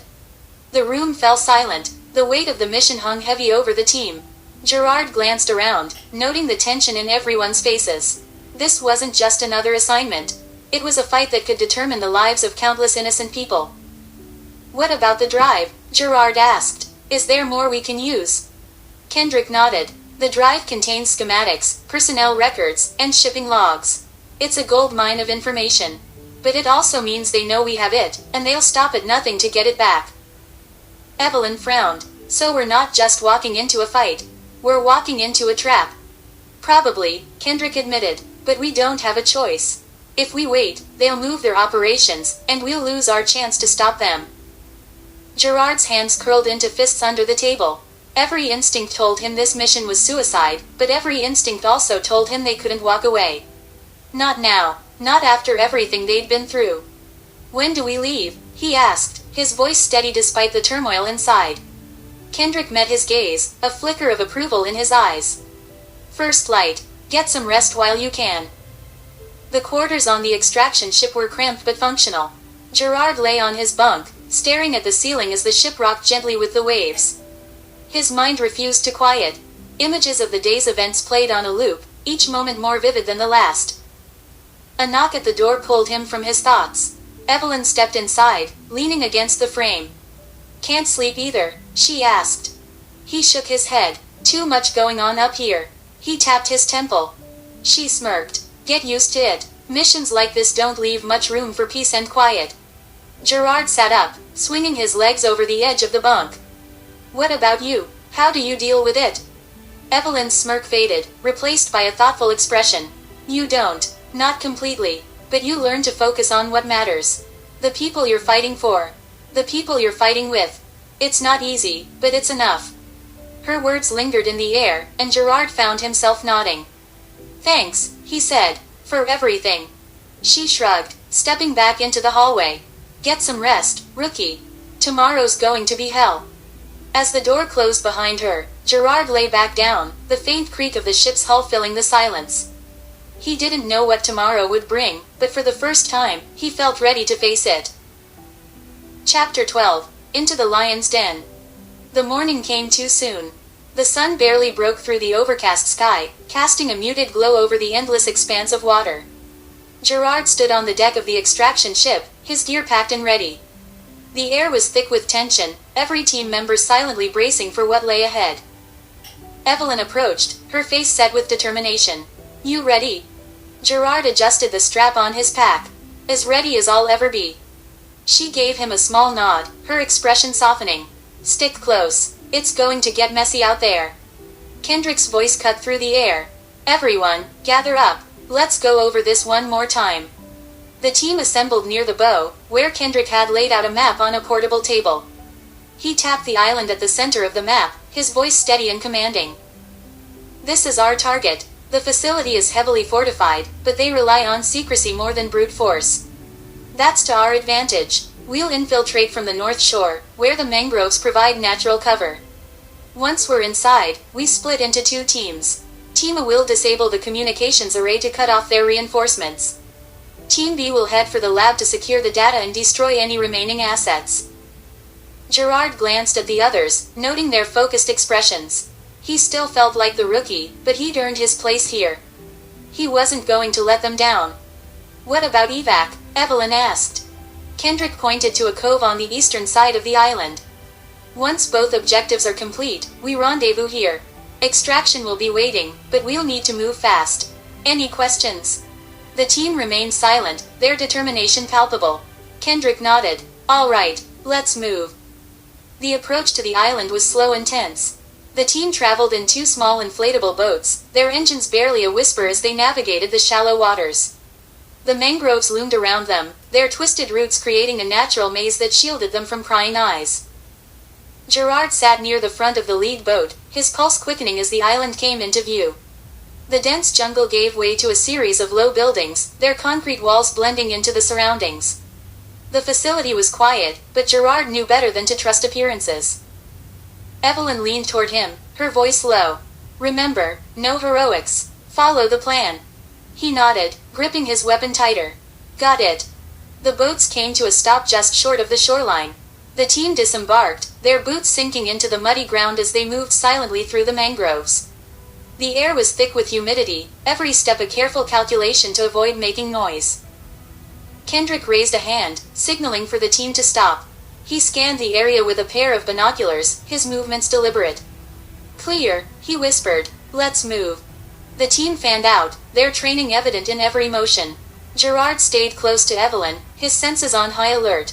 The jungle was alive with the sounds of insects and distant waves, but beneath it all, he could feel the tension, a quiet anticipation of danger. As they neared the facility, the team took cover behind a cluster of trees.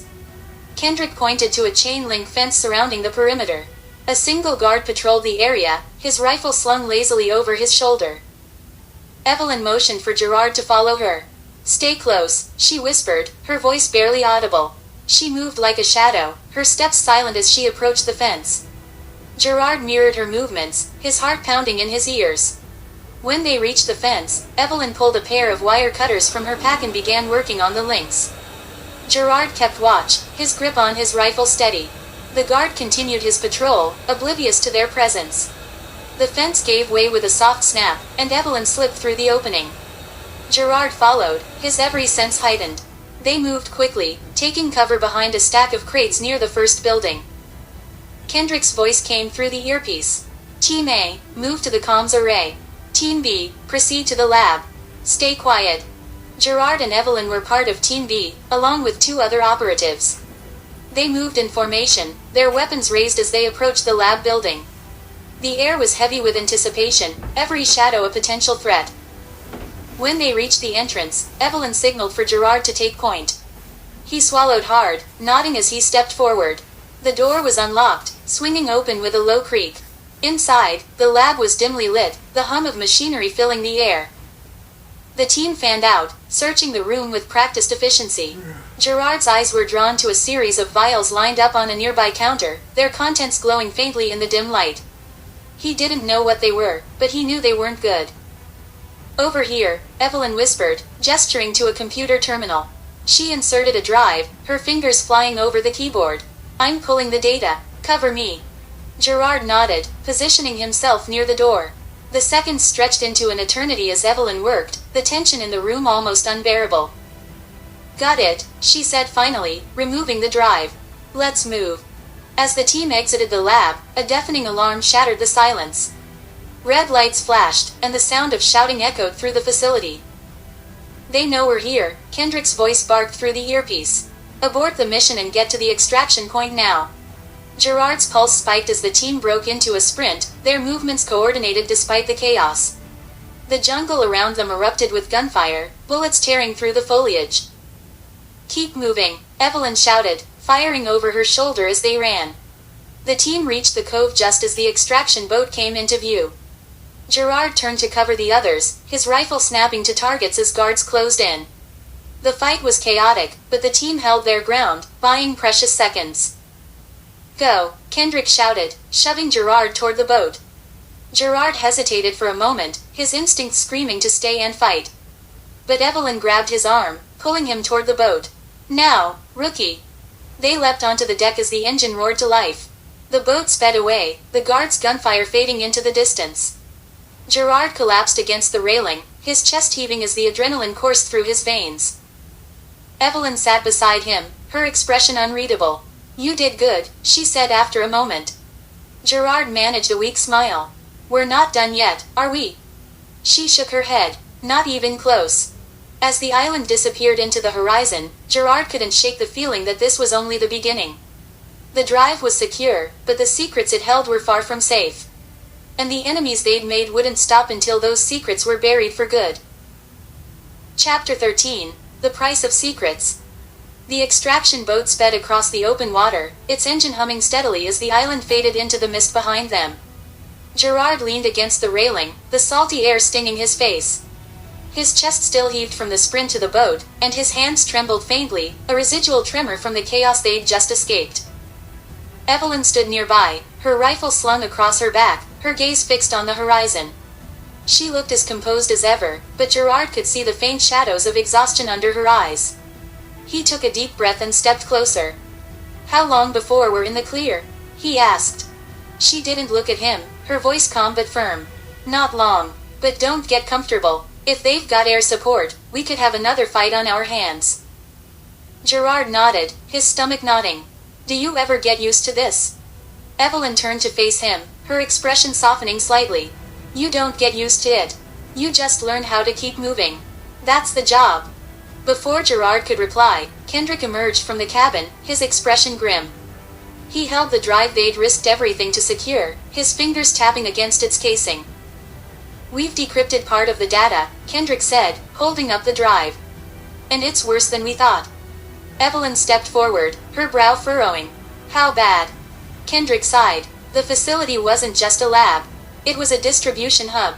They've already shipped out at least 2 batches of biological agents to unknown locations. If we don't figure out where they're going. How long do we have? Gerard asked, his voice steady despite the chill running down his spine. Not long, Kendrick admitted. We're running on borrowed time. The briefing room of the extraction ship was cramped, but it buzzed with activity. Maps and files were spread across the table, the team poring over the decrypted data while Kendrick relayed updates to command. Gerard stood at the edge of the room, his arms crossed as he tried to make sense of the information. Coordinates, shipment manifests, coded messages, it all blurred together in his mind. Evelyn joined him, handing him a cup of coffee. "You look like you could use this." He took it gratefully, the warmth grounding him. "Thanks, I'm just trying to wrap my head around all this. Feels like every time we get answers, we're left with even more questions." Evelyn nodded, her gaze distant. "That's how it goes, but we've got the drive, and we've got a lead. That's more than we had yesterday." Kendrick's voice cut through the room. "All right, listen up. We've identified one of the shipping routes. It leads to a port in Eastern Europe. Small operation, off the radar. It's our best chance to intercept the shipment before it disappears." "Eastern Europe," Evelyn repeated. "That's a long way from here." "We'll rendezvous with an allied team in Istanbul," Kendrick said. "From there, we'll move on the port. This isn't just a recon mission. If we find the shipment, we take it out. No matter what." Gerard swallowed hard. The weight of the mission pressed down on him, heavier than ever. But he knew there was no turning back now.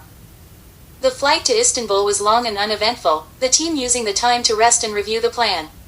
Gerard found himself seated next to Evelyn, the hum of the plane's engines a backdrop to their quiet conversation. "So, Eastern Europe," Gerard said, trying to break the silence. "Ever been?" Evelyn smirked faintly. "Once or twice. Not exactly a vacation spot for people like us." He chuckled softly. "Fair enough. What about Istanbul? Sounds like a beautiful place." Her smirk faded, replaced by a thoughtful expression. "It is, but we won't have time to enjoy it. Missions like this don't leave room for sightseeing." Gerard nodded, her words a sobering reminder of the stakes. "Do you ever think about what you'll do when all this is over?" Evelyn glanced at him, her eyes unreadable. "If we make it out of this, maybe I'll think about it. But right now, one mission at a time." He didn't press her further, sensing the walls she'd built around herself. Instead, he leaned back in his seat, letting the quiet stretch between them. The weight of what lay ahead was enough to fill the silence. The streets of Istanbul were a blur of activity, the city alive with energy even in the early hours of the morning. The team moved through the crowded marketplace, their movements coordinated and deliberate. The rendezvous point was a small cafe tucked away in a narrow alley, its unassuming exterior masking the importance of the meeting. Inside, a man in his 40s greeted them, his sharp eyes taking in every detail. He introduced himself as Commander Alim, the leader of the Allied team. "We've been tracking the shipment since it left the facility," Alim said, spreading a map across the table. "The port is heavily guarded, but we've identified a weak point in their defenses. With a coordinated strike, we can infiltrate and neutralize the threat." "How much time do we have?" Kendrick asked. 12 hours, Alim replied. "After that, the shipment will be gone." The team exchanged tense glances. The clock was ticking, and failure wasn't an option. Gerard felt the familiar weight of nerves settling in his stomach, but he pushed it aside. There was no room for doubt now. Evelyn caught his eye, her expression steady.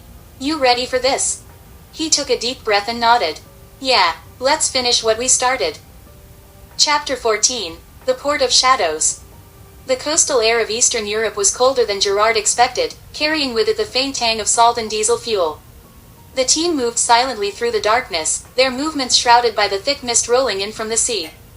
The port ahead was a sprawling maze of shipping containers, towering cranes, and shadowy figures moving under dim floodlights. Kendrick held up a hand, signaling for the team to halt. He crouched behind a stack of crates, his sharp eyes scanning the area through a pair of binoculars.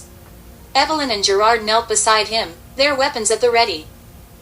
"This is it," Kendrick whispered. He pointed toward a cluster of containers near the water. "That's where the shipment is.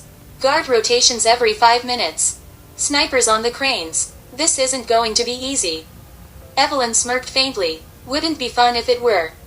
Kendrick gave her a pointed look. "Fun or not, we can't afford mistakes. Team A will create a diversion on the east side of the port. Team B moves in to secure the shipment and plant the charges. Once the explosives are set, we rendezvous back here for extraction." Gerard shifted uncomfortably. What about the guards? There's a lot of them. We handle them quietly, Kendrick replied, his tone leaving no room for argument. If things go loud, it's going to get messy fast. Evelyn clapped Gerard on the shoulder. Stick close and follow my lead, rookie. You'll be fine. Gerard nodded, swallowing his nerves.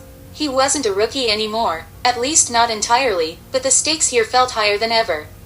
One mistake could cost them everything. Team B moved through the shadows, sticking close to the rows of shipping containers. The metal walls loomed high above them, the cold steel slick with condensation. Gerard kept his weapon raised, his eyes darting between the gaps in the containers. Every sound, the distant clink of chains, the hum of a generator, set his nerves on edge. 2 guards ahead, Evelyn whispered, holding up a hand. She motioned for Gerard to follow her as she crept forward. The 2 men were stationed near a forklift, their attention focused on a handheld radio. Evelyn moved like a shadow, her steps silent as she approached the nearest guard. With a swift motion, she brought him down, her knife glinting briefly in the dim light. Gerard hesitated for a moment, then stepped forward to take out the second guard. His movements weren't as smooth as Evelyn's, but he managed to subdue the man without making a sound. Not bad, Evelyn said quietly, a hint of approval in her voice. Let's keep moving. They reached the target container without incident. It was a massive, reinforced unit, its sides painted with the faded logo of a shipping company Gerard didn't recognize. Evelyn motioned for one of the other operatives to set the charges while she and Gerard kept watch. As they waited, Gerard couldn't shake the feeling that something was off. The port was too quiet, the guards too few. It felt like a setup. Evelyn, he whispered, does this feel wrong to you? She frowned, glancing around. Yeah, it does. Before she could say more, a sharp crack echoed through the air.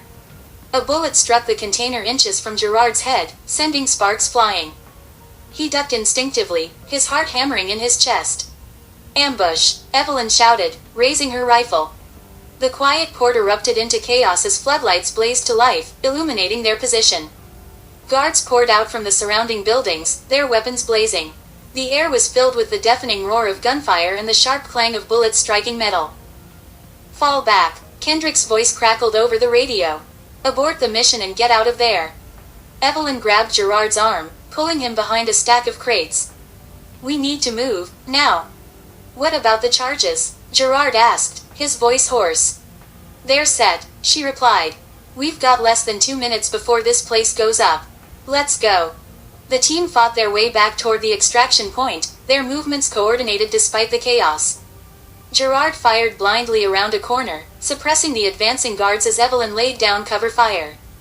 The explosions were still moments away, but the clock in Gerard's head ticked louder with each passing second. They reached the edge of the port, where a small inflatable boat waited for them. Kendrick was already on board, shouting for them to hurry. Gerard climbed in, his lungs burning from the exertion. Go, go, go, Evelyn yelled as she jumped into the boat. The engine roared to life, and they sped away from the port just as the first explosion shook the ground.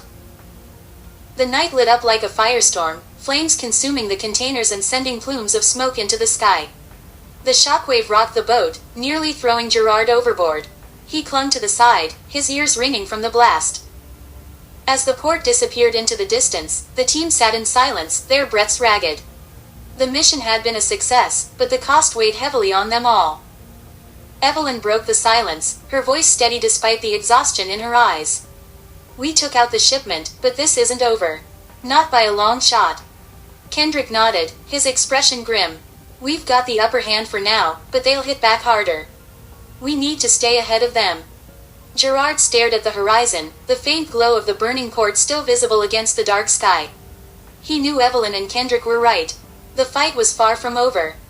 And as much as he wanted to believe they were making progress, he couldn't shake the feeling that they were only scratching the surface of something much larger. Chapter 15, The Fallout. The first rays of dawn cast a pale light over the horizon as the team's inflatable boat glided silently through the water. The roar of the explosion still echoed in Gerard's ears, and the acrid smell of smoke lingered faintly in the air. The adrenaline of the mission had worn off, replaced by a bone-deep exhaustion.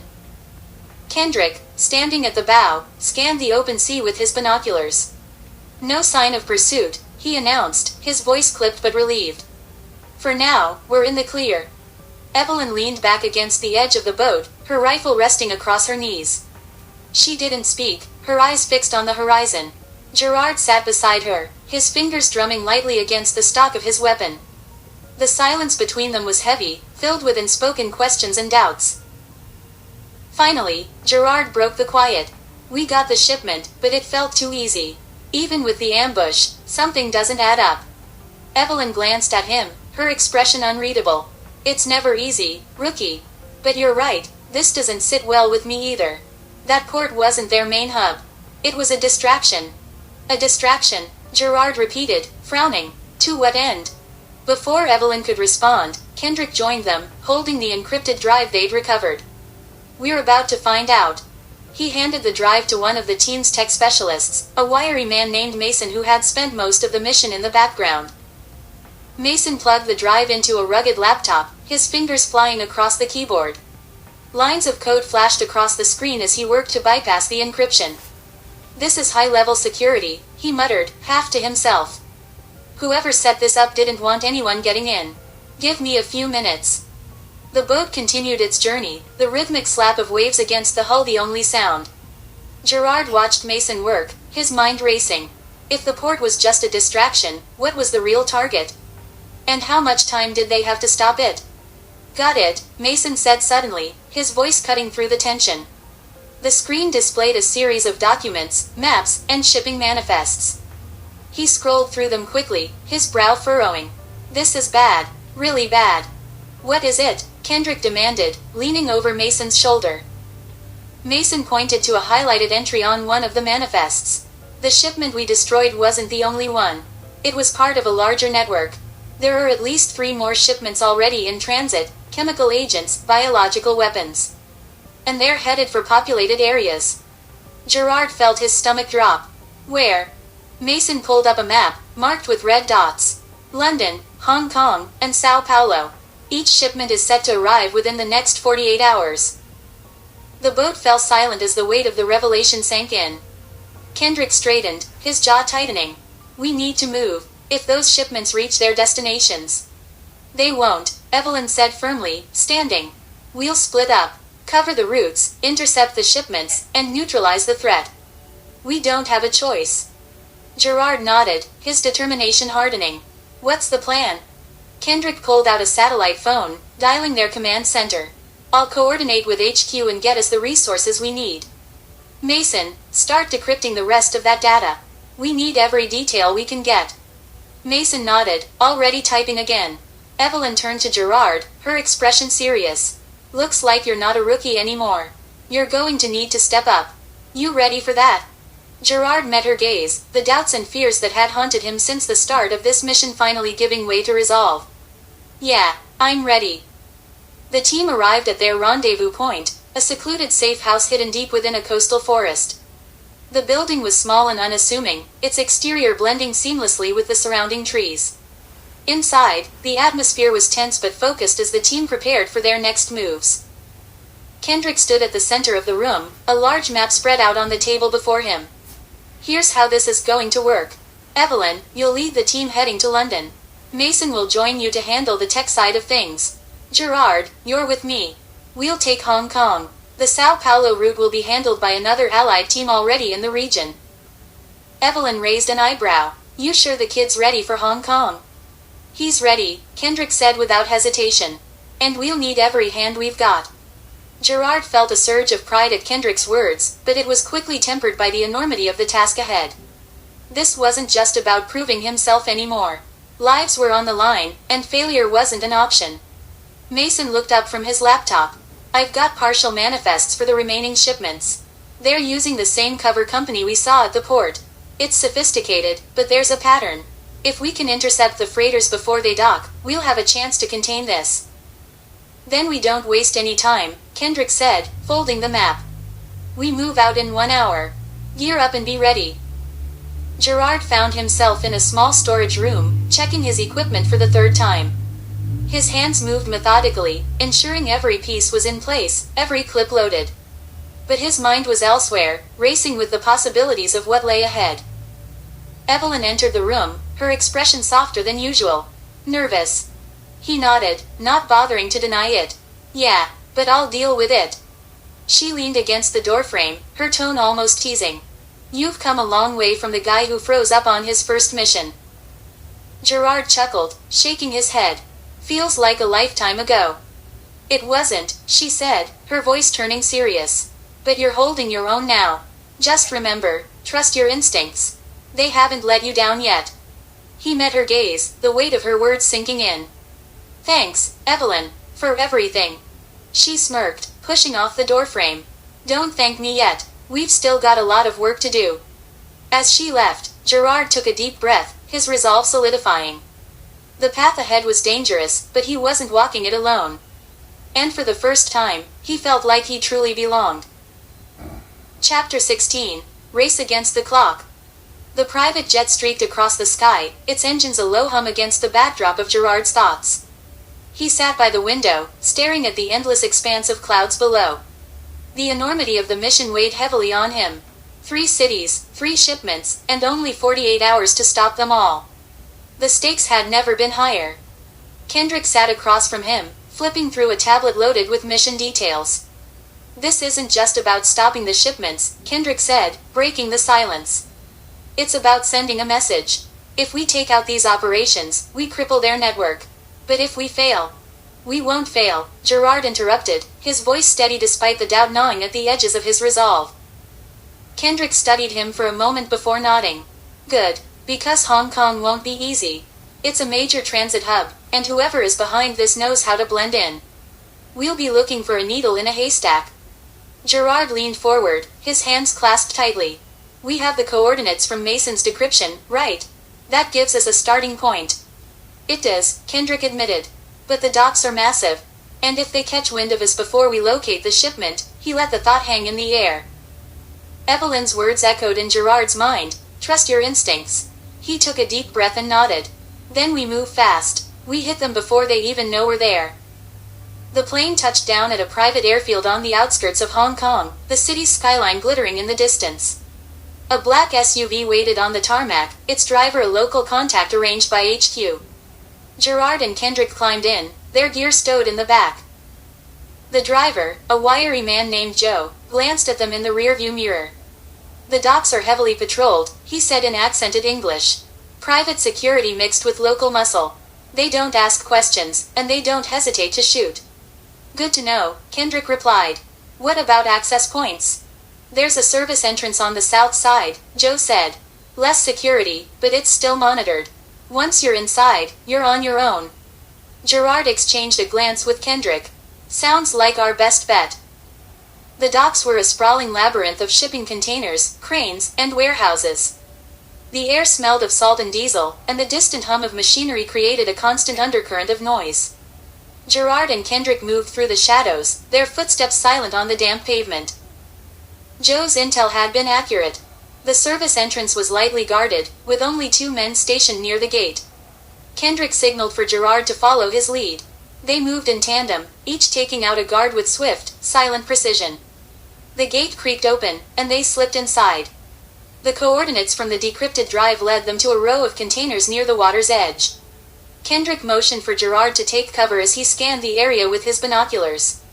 There, he whispered, pointing to a container marked with a faded red logo. That's the one. Gerard nodded, his pulse quickening. What's the play? We plant the charges and get out, Kendrick replied. Quick and clean. But as they approached the container, the faint sound of voices stopped them in their tracks. Gerard peeked around the corner, spotting a group of men unloading crates from the target container. They were heavily armed, their movements efficient and purposeful. This just got complicated, Gerard muttered. Kendrick frowned, considering their options. We can't let them move those crates. If even one gets out, we're done. Gerard's grip tightened on his rifle. Then we stop them here. Kendrick nodded, his expression grim. On my mark. They moved into position, their weapons trained on the group. Kendrick raised a hand, signaling the countdown. 3, 2, 1. Engage, Kendrick barked. Gunfire erupted, shattering the quiet night. Gerard fired in controlled bursts, his shots finding their marks as the men scrambled for cover. Kendrick moved with precision, taking out targets with deadly efficiency. The fight was chaotic, the air filled with the crack of gunfire and the clang of bullets ricocheting off metal. Gerard ducked behind a stack of crates, his heart pounding as he reloaded. He caught sight of a man aiming at Kendrick and fired, the shot dropping him before he could pull the trigger. "Nice shot," Kendrick called, his voice edged with approval. Within minutes, the dock fell silent again. The men lay sprawled across the ground, and the target container remained intact. Kendrick approached it cautiously, his weapon at the ready. He opened the door, revealing rows of crates marked with biohazard symbols.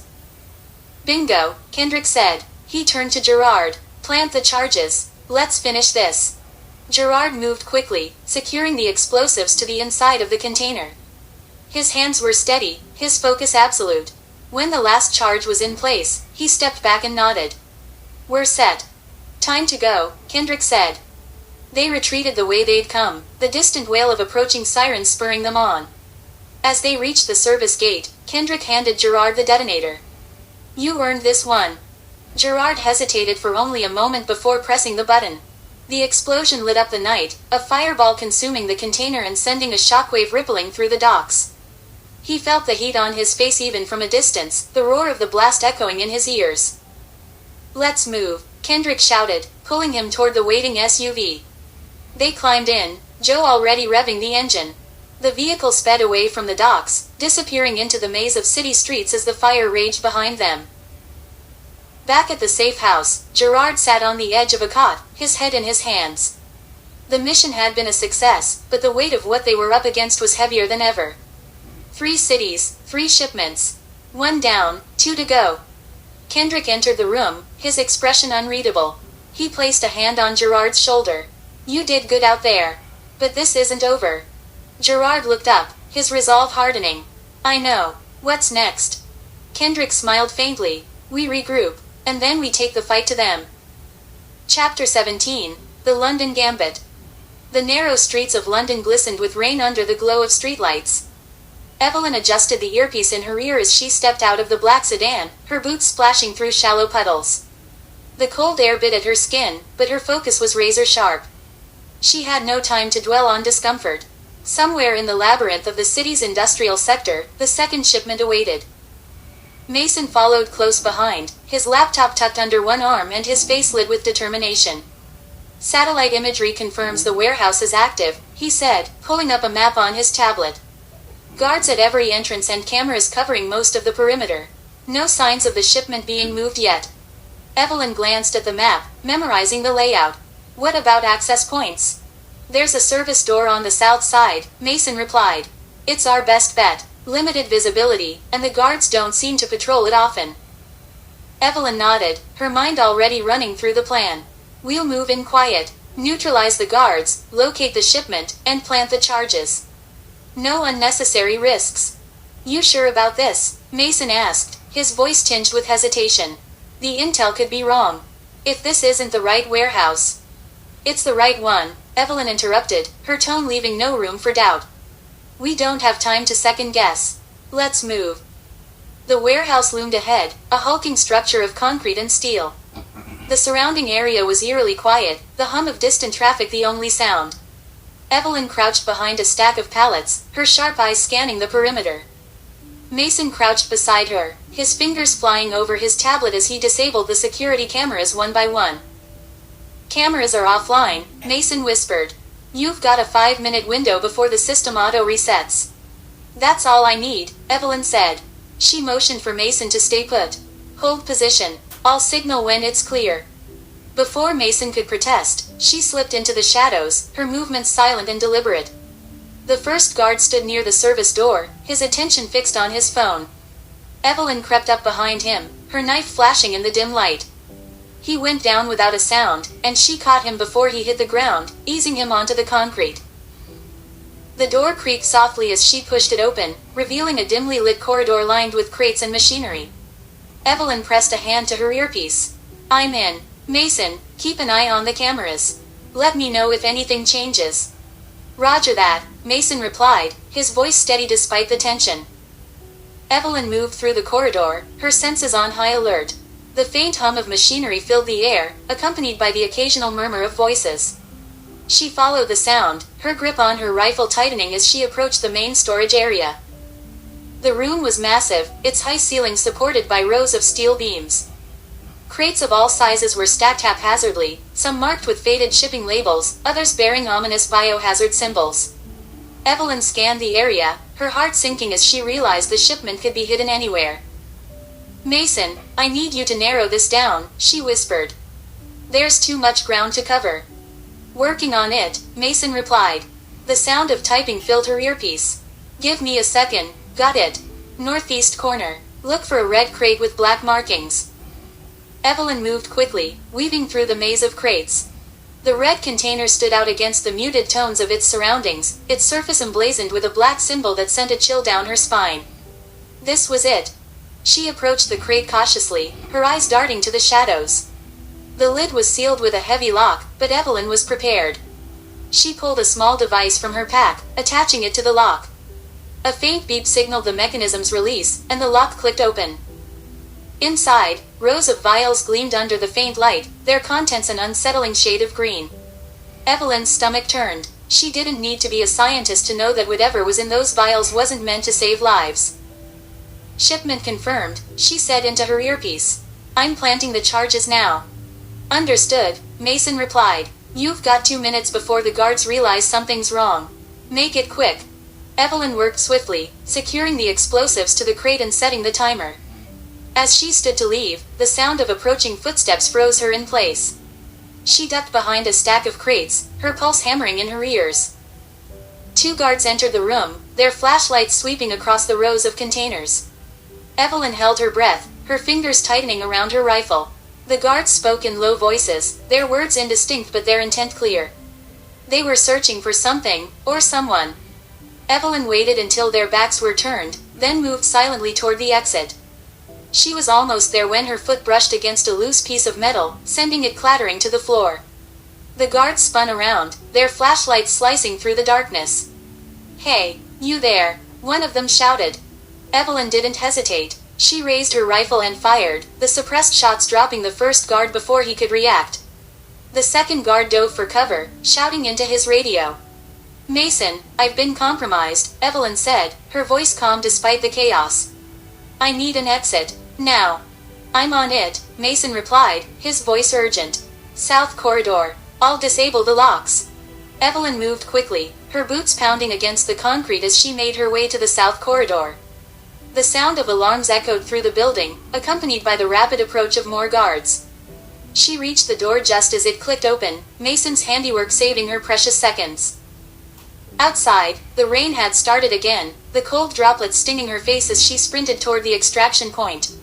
Mason was already there, the sedan's engine idling as he waved her over. "Go, go, go," he shouted as she dove into the passenger seat. The car sped away, its tires squealing on the wet pavement. As the warehouse faded into the distance, a bright flash lit up the sky, followed by a deep rumble. The explosives had done their job, reducing the shipment to ashes. Evelyn leaned back in her seat, her chest heaving as the adrenaline began to fade. 2 down, Mason said, glancing at her. 1 to go. Evelyn nodded, her expression hard. "And we won't stop until it's done." Chapter 18. The Final Shipment. The streets of Sao Paulo buzzed with life, the neon glow of streetlights reflecting off rain-slick pavement. Gerard and Kendrick stood in the shadows of an alleyway, watching the entrance to a sprawling warehouse. It was the last target, the final piece of a deadly puzzle, and the clock was ticking. "Security's heavier than we expected," Gerard muttered, his voice low. Kendrick nodded, his gaze fixed on the warehouse. Guards patrolled the perimeter, their movements methodical and precise. Cameras scanned the area, their lenses glowing faintly in the dim light. "They know we're coming. We'll have to get creative." Gerard adjusted the strap of his rifle, his jaw tightening. "What's the plan?" Kendrick smirked faintly. "You're not the rookie anymore. What do you think?" Gerard hesitated for only a moment before pointing to a service ladder on the side of the building. "We take the high ground. Disable the cameras, neutralize the guards, and plant the charges. Fast and quiet." Kendrick clapped him on the shoulder. "Good call. Let's move." The climb up the ladder was tense, every creak of metal sending a jolt of adrenaline through Gerard's veins. Kendrick climbed ahead, his movements steady and deliberate. When they reached the roof, they crouched low, scanning the area below. The warehouse was a hive of activity. Workers moved crates under the watchful eyes of armed guards. Forklifts rumbled back and forth, their headlights cutting through the darkness. In the center of it all stood a massive container marked with the now familiar biohazard symbol. "There it is," Kendrick whispered. "The shipment." Gerard nodded, his mind racing. "How do we get close without alerting the whole place?" Kendrick tapped his earpiece. "Mason, we need a distraction." Mason's voice crackled through the comms. "Give me a minute. I can trigger an electrical fault in the building's power grid. Should knock out the lights and the cameras for a few minutes." "Do it," Kendrick said. He turned to Gerard. "When the lights go out, we move. Stay close and keep it quiet." Gerard swallowed hard, his grip tightening on his rifle. "Got it." Moments later, the warehouse was plunged into darkness. Shouts of confusion echoed through the building as the workers scrambled to find flashlights. Gerard and Kendrick descended from the roof, their boots landing softly on the concrete below. They moved quickly, sticking to the shadows as they approached the container. 2 guards stood near the shipment, their flashlights cutting through the darkness. Gerard signaled to Kendrick, who nodded. They split up, each taking a different flank. Gerard crept up behind one of the guards, his knife glinting in the faint light. With a swift motion, he brought the man down, catching him before he could make a sound. Kendrick took care of the second guard just as efficiently. The path to the container was clear, but the clock was ticking. They had only minutes before the power came back online. Gerard opened the container, revealing rows of vials glowing with an eerie green light. His stomach turned, but he forced himself to focus. He pulled the charges from his pack, securing them to the container's interior. "We're set," he whispered. "Let's get out of here." As they turned to leave, the sound of approaching footsteps froze them in place. A flashlight beam swept across the container, landing on Gerard. A shout rang out, followed by the deafening crack of gunfire. "Move," Kendrick barked, returning fire as they sprinted for cover. The warehouse erupted into chaos. Guards poured into the area, their weapons blazing. Gerard ducked behind a stack of crates, his heart pounding as bullets ricocheted around him. "Kendrick, we're pinned down," he shouted into his earpiece. "Hold your position," Kendrick replied. "Mason, we need an extraction. Now." "I'm on it," Mason said. "There's a service truck parked near the north gate. I'll hack the ignition and get it ready. You just need to get there." "Easier said than done," Gerard muttered. He peeked around the corner, firing a burst to suppress the advancing guards. "We're not going to make it at this rate." Kendrick reloaded, his expression grim. "We don't have a choice. Follow me." They moved together, darting from cover to cover as they fought their way toward the north gate. The air was thick with smoke and the acrid smell of gunpowder. Gerard's arms ached from the recoil of his rifle, but he pushed through, his focus unwavering. The truck came into view, its engine already running. Mason's voice came through the comms. "The gate's locked. You'll need to blast your way out." Kendrick tossed Gerard a grenade. "Make it count." Gerard nodded, pulling the pin and hurling the grenade at the gate. The explosion lit up the night, sending shrapnel flying and leaving a gaping hole in the fence. They sprinted for the truck, climbing into the cab just as the guards closed in. "Go," Kendrick shouted. Gerard slammed his foot on the gas, the truck lurching forward as bullets pinged off its sides. They barreled through the ruined gate, leaving the warehouse and its chaos behind. The explosions rocked the night as the charges detonated, consuming the shipment in a fireball that lit up the skyline. Gerard glanced in the rearview mirror, his chest heaving as the adrenaline coursed through him. "Three down," Kendrick said, his voice heavy with exhaustion. "We did it." Gerard nodded, a faint smile breaking through his fatigue. "We stopped them." Kendrick's gaze was hard, but there was a glimmer of pride in his eyes. "For now, but this fight isn't over." As the truck disappeared into the labyrinth of Sao Paulo's streets, Gerard allowed himself a moment of relief. They had won this battle, but he knew the war was far from over. Chapter 19. The Unveiling. The safe house outside Sao Paulo was quiet, its dimly lit interior a stark contrast to the chaos Gerard and Kendrick had just escaped. The team gathered around a weathered wooden table in the main room, exhaustion etched into their faces. Mason's laptop cast a pale glow, illuminating the room as he decrypted the final fragments of data from the drive. "All right," Mason said, leaning back in his chair. "This is it, the last piece of the puzzle." Evelyn, patched through from London via video link, leaned closer to her camera. Her voice was steady, but the tension in her tone was unmistakable. "What are we looking at?" Mason tapped a few keys, and a schematic appeared on the screen. It showed a sprawling underground facility, its corridors and chambers laid out like a labyrinth. At the center was a room labeled Project Nexus. "This facility," Mason began, "is the nerve center of their entire operation. It's where they're developing the biological agents, coordinating shipments, and, if I'm reading this right, experimenting with some kind of weaponized augmentation. Think enhanced soldiers, but more extreme." "Enhanced soldiers?" Gerard asked, leaning forward. "You mean like superhumans?" "Something like that," Mason replied. "The files mention neurological implants and chemical treatments designed to amplify physical and mental capabilities. But the side effects," he trailed off, shaking his head. "Let's just say they're not pretty." Kendrick crossed his arms, his expression dark. "Where's the facility?" Mason brought up a map, zooming in on a remote region deep in the Amazon rainforest. "Here, it's isolated, heavily fortified, and almost impossible to reach without being noticed." Evelyn frowned. "Almost impossible. What's the plan?" "We go in," Kendrick said without hesitation. "Take out the facility, destroy their research, and shut this operation down for good." "And how exactly do we do that?" Gerard asked, his voice tinged with doubt. "They'll see us coming from miles away." Kendrick smirked faintly. "That's why we're not going in the front door." The team's insertion point was a narrow tributary that wound its way through the dense jungle, its dark waters hidden beneath a canopy of trees. The small motorized boat they traveled in cut through the water silently, its engine muffled to avoid detection. Gerard sat near the bow, his eyes scanning the dense foliage. The jungle was alive with the sounds of chirping insects and distant animal calls, but every shadow felt like a potential threat. "Keep your head in the game," Evelyn said quietly, sitting across from him. She had a way of reading his thoughts, and Gerard appreciated the steadying effect of her presence. "I'm fine," he replied, though his grip on his rifle betrayed his nerves. The boat slowed as they neared the shore.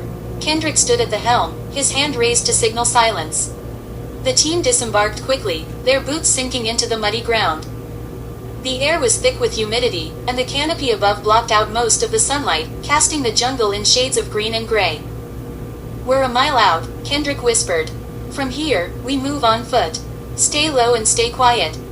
The team moved in formation, weaving through the dense undergrowth. The jungle seemed to close in around them, the foliage pressing in from all sides. Every step was careful, deliberate, as they avoided snapping branches or disturbing the wildlife. As they approached the facility, Gerard's earpiece crackled softly. "We've got movement," Mason's voice said.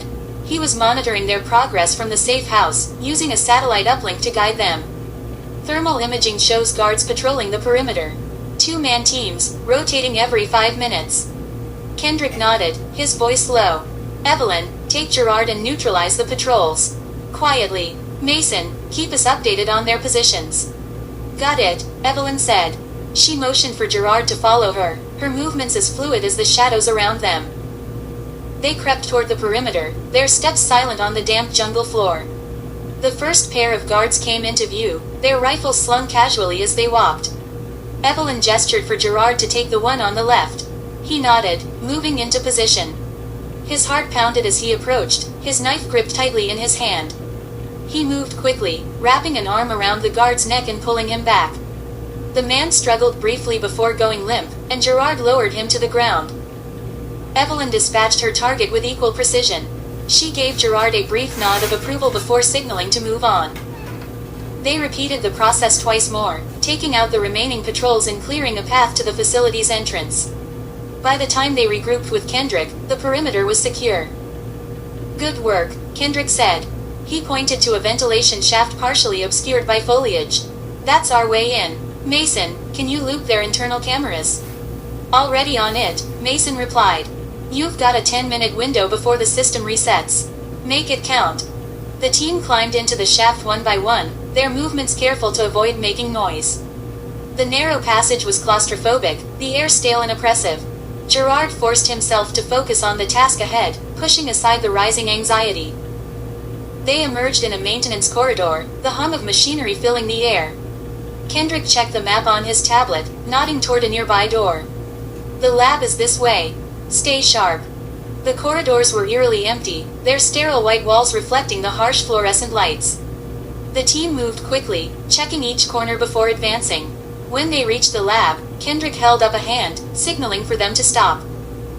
Inside, scientists in lab coats moved between workstations, their attention focused on vials and monitors. At the center of the room was a large containment unit, its glass walls revealing a figure inside. Gerard's breath caught. The figure was humanoid but distorted, its muscles unnaturally developed and its eyes glowing faintly. Tubes and wires connected it to the containment unit, and its chest rose and fell in shallow, mechanical breaths. "What the hell is that?" Gerard whispered. "The next phase of their experiments," Kendrick said grimly. "We can't let it leave this room." Evelyn set her pack down, pulling out the charges. "We take out the lab, the containment unit, everything. Leave nothing behind." As they began planting the explosives, an alarm suddenly blared, red lights flashing along the walls. Gerard's heart sank. They'd been discovered. "Move," Kendrick shouted. "We've got company." Guards stormed into the corridor, their weapons raised. The lab erupted into chaos, bullets tearing through equipment and shattering glass. Gerard dove for cover, returning fire as the team fought to hold their ground. Evelyn grabbed his arm, pulling him toward the containment unit. "Set the timer," she shouted, her voice barely audible over the gunfire. Gerard fumbled with the timer, his hands shaking as he activated the charges. "It's set." "Then let's go," Evelyn yelled. The team retreated the way they came, the explosions ripping through the facility as they climbed back into the ventilation shaft. The ground shook beneath them, and the air was thick with smoke and heat. When they emerged into the jungle, the facility was engulfed in flames, the fire consuming everything in its path. Gerard collapsed against a tree, his chest heaving as he struggled to catch his breath. Kendrick placed a hand on his shoulder. "We did it. It's over." Gerard nodded, though the weight of what they'd seen lingered. "For now," he said quietly. "But something tells me this isn't the end." Evelyn sat down beside him, her expression tired but resolute. "Whatever comes next, we'll face it. Together." As the team disappeared into the jungle, the burning facility behind them, Gerard felt a flicker of hope. They had won this battle, but the war was far from over. And he was ready for whatever came next. Chapter 20. The Fallout. The helicopter's rotors thundered above the jungle, kicking up a cloud of dust and debris as it descended onto the clearing. Gerard shielded his face, squinting through the whirlwind as the extraction team emerged from the shadows to guide them aboard. The safe house was still an hour's flight away, but the team didn't dare linger near the smoldering ruins of the facility. Evelyn climbed in first, helping Mason hoist the gear before motioning for Gerard to follow. Kendrick brought up the rear, his rifle slung across his back, his expression unreadable as he took one last glance at the burning remains of the enemy's base. "Let's move," Kendrick barked, slamming the helicopter's door shut behind him. The pilot nodded, pulling the chopper into the sky as the team strapped into their seats. The cabin was tense. No one spoke, the weight of their victory tempered by the knowledge of what they'd uncovered. The silence was broken only by the hum of the engine and the faint crackle of Mason's laptop as he worked through the remaining data they'd salvaged. Gerard leaned back, staring at the ceiling as his heart rate finally began to slow. His hands were still trembling, the adrenaline refusing to fade completely. He glanced across the cabin at Evelyn, who was busy rechecking her gear. She looked up, catching his gaze, and gave him a faint nod. "You did good," she said, her voice low but steady. "Thanks," Gerard replied, "but it doesn't feel like it's over." "It's not," Kendrick interjected, his voice cutting through the hum of the cabin. He leaned forward, his elbows resting on his knees. This was just a piece of the puzzle. Project Nexus might be gone, but the people behind it aren't. And they'll be coming for us now that we've disrupted their plans. Mason looked up from his laptop, his face pale. "He's right. I've been going through the rest of the data we pulled. There are mentions of a fallback plan, something called Phase Black. No details, just a lot of encrypted files and redacted memos. Whatever it is, it's big." Evelyn frowned. "How big?" Mason hesitated, his fingers hovering over the keyboard. Big enough that they were willing to burn half their own network to keep it hidden. Whatever Phase Black is, it's their endgame. The team exchanged uneasy glances. Gerard felt a chill run down his spine, the lingering sense of dread settling in his chest. "So what do we do?" he asked, his voice breaking the silence. Kendrick leaned back, his expression grim. "We regroup, reassess, and figure out what Phase Black is before it's too late." The safe house was a nondescript building nestled deep in the rainforest, its exterior blending seamlessly with the surrounding jungle. Inside, however, it was a fully equipped operations center, complete with advanced surveillance systems, a communications hub, and enough firepower to outfit a small army. The team spread out, each falling into their respective roles. Mason immediately set up his workstation, diving into the encrypted files with a renewed sense of urgency. Evelyn and Kendrick reviewed maps and mission reports, their hushed conversation punctuated by sharp gestures and the occasional murmur of agreement. Gerard found himself in the small armory, inspecting his gear in silence. The events of the past few days played on a loop in his mind: the firefights, the narrow escapes, the inhuman figure in the containment unit. He shook his head, trying to push the images away, but they clung to him like a shadow. "You holding up?" He turned to see Evelyn leaning against the doorway, her arms crossed. Her tone was casual, but there was a hint of concern in her eyes. "Yeah," Gerard said, though he didn't sound convincing even to himself. "Just trying to process it all." She stepped inside, picking up a sidearm from the table and examining it absently. "It doesn't get easier, you know. The missions, the decisions, the things you see out there. But you learn to carry it." "Do you?" Gerard asked, meeting her gaze. "Learn to carry it, I mean." Evelyn's expression softened, a rare glimpse of vulnerability breaking through her usual stoicism. "Some days are better than others. But you've got the team. We've got your back." Gerard nodded, her words offering a sliver of comfort. "Thanks." "Don't mention it," she said, setting the sidearm back on the table.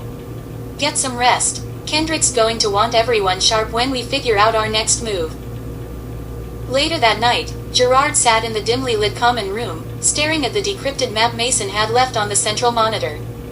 The lines and coordinates blurred together as exhaustion threatened to pull him under, but he couldn't stop thinking about Phase Black. What could be so dangerous, so monumental, that the enemy was willing to destroy everything to protect it? Kendrick entered the room, his heavy boots echoing softly against the tile floor. He carried a steaming mug of coffee, which he set on the table in front of Gerard. "You look like you could use this," Kendrick said, sitting down across from him. Gerard took the mug, the warmth grounding him. "Thanks. I couldn't sleep." "Figured as much," Kendrick replied, his tone gruff but not unkind. He gestured to the map. "What do you see?" Gerard studied it for a moment before shaking his head. "A lot of places we haven't been.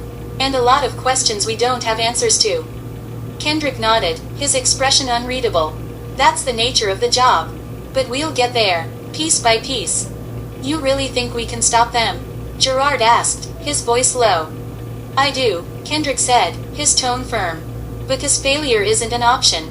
Not for us. Not for the people depending on us." Gerard nodded, the weight of Kendrick's words settling over him. He sipped the coffee, its bitterness sharp but invigorating. The fight was far from over, but he felt a flicker of hope, enough to keep going. The next morning, the team reconvened in the operations center. Mason had made progress on the encrypted files, his eyes bloodshot but triumphant as he pulled up a series of documents on the main screen. "Phase Black," he began, "isn't just a plan. It's a failsafe. If their operations are compromised, they initiate a global network of sleeper cells to carry out coordinated attacks. We're talking biological warfare on a massive scale." The room fell silent, the gravity of Mason's revelation sinking in. "How do we stop it?" Evelyn asked, her voice steady despite the tension. "There's a central command hub," Mason said, highlighting a location on the map. "If we can take it out, we can disable the network before it goes live. But we'll need to move fast. According to these files, they're planning to activate Phase Black within the next 72 hours. Kendrick straightened, his expression resolute. "Then we don't waste a second. Gear up. We leave in an hour." As the team dispersed to prepare, Gerard felt a surge of determination. The stakes had never been higher, but for the first time, he felt ready. Whatever phase Black had in store, they would face it together. And they would win. About the author, Anthony Smith. Anthony Smith is a passionate storyteller, speaker, and mentor dedicated to empowering individuals to reach their highest potential. Drawing on over 17 years of ministry, leadership, and coaching experience, Anthony combines his love for action-packed narratives with his desire to inspire meaningful personal growth. Born in Nassau, Bahamas, and now based in North Carolina, Anthony's journey has been shaped by resilience, faith, and an unshakable belief in the power of purpose. When he's not crafting stories or coaching leaders, Anthony enjoys spending time with his family, traveling, and mentoring young minds. Unstoppable Legacy reflects his belief that everyone has the ability to overcome challenges, embrace their calling, and leave a lasting impact. Acknowledgements and thank you. To my family, who have been my constant source of strength and inspiration, thank you for believing in me and encouraging me to chase my dreams. To the readers, thank you for joining me on this journey. Your support means everything, and I hope this story leaves you inspired to pursue your own legacy with courage and conviction. To my mentors, colleagues, and friends who have shared wisdom and encouragement along the way, I am deeply grateful. This book is as much yours as it is mine.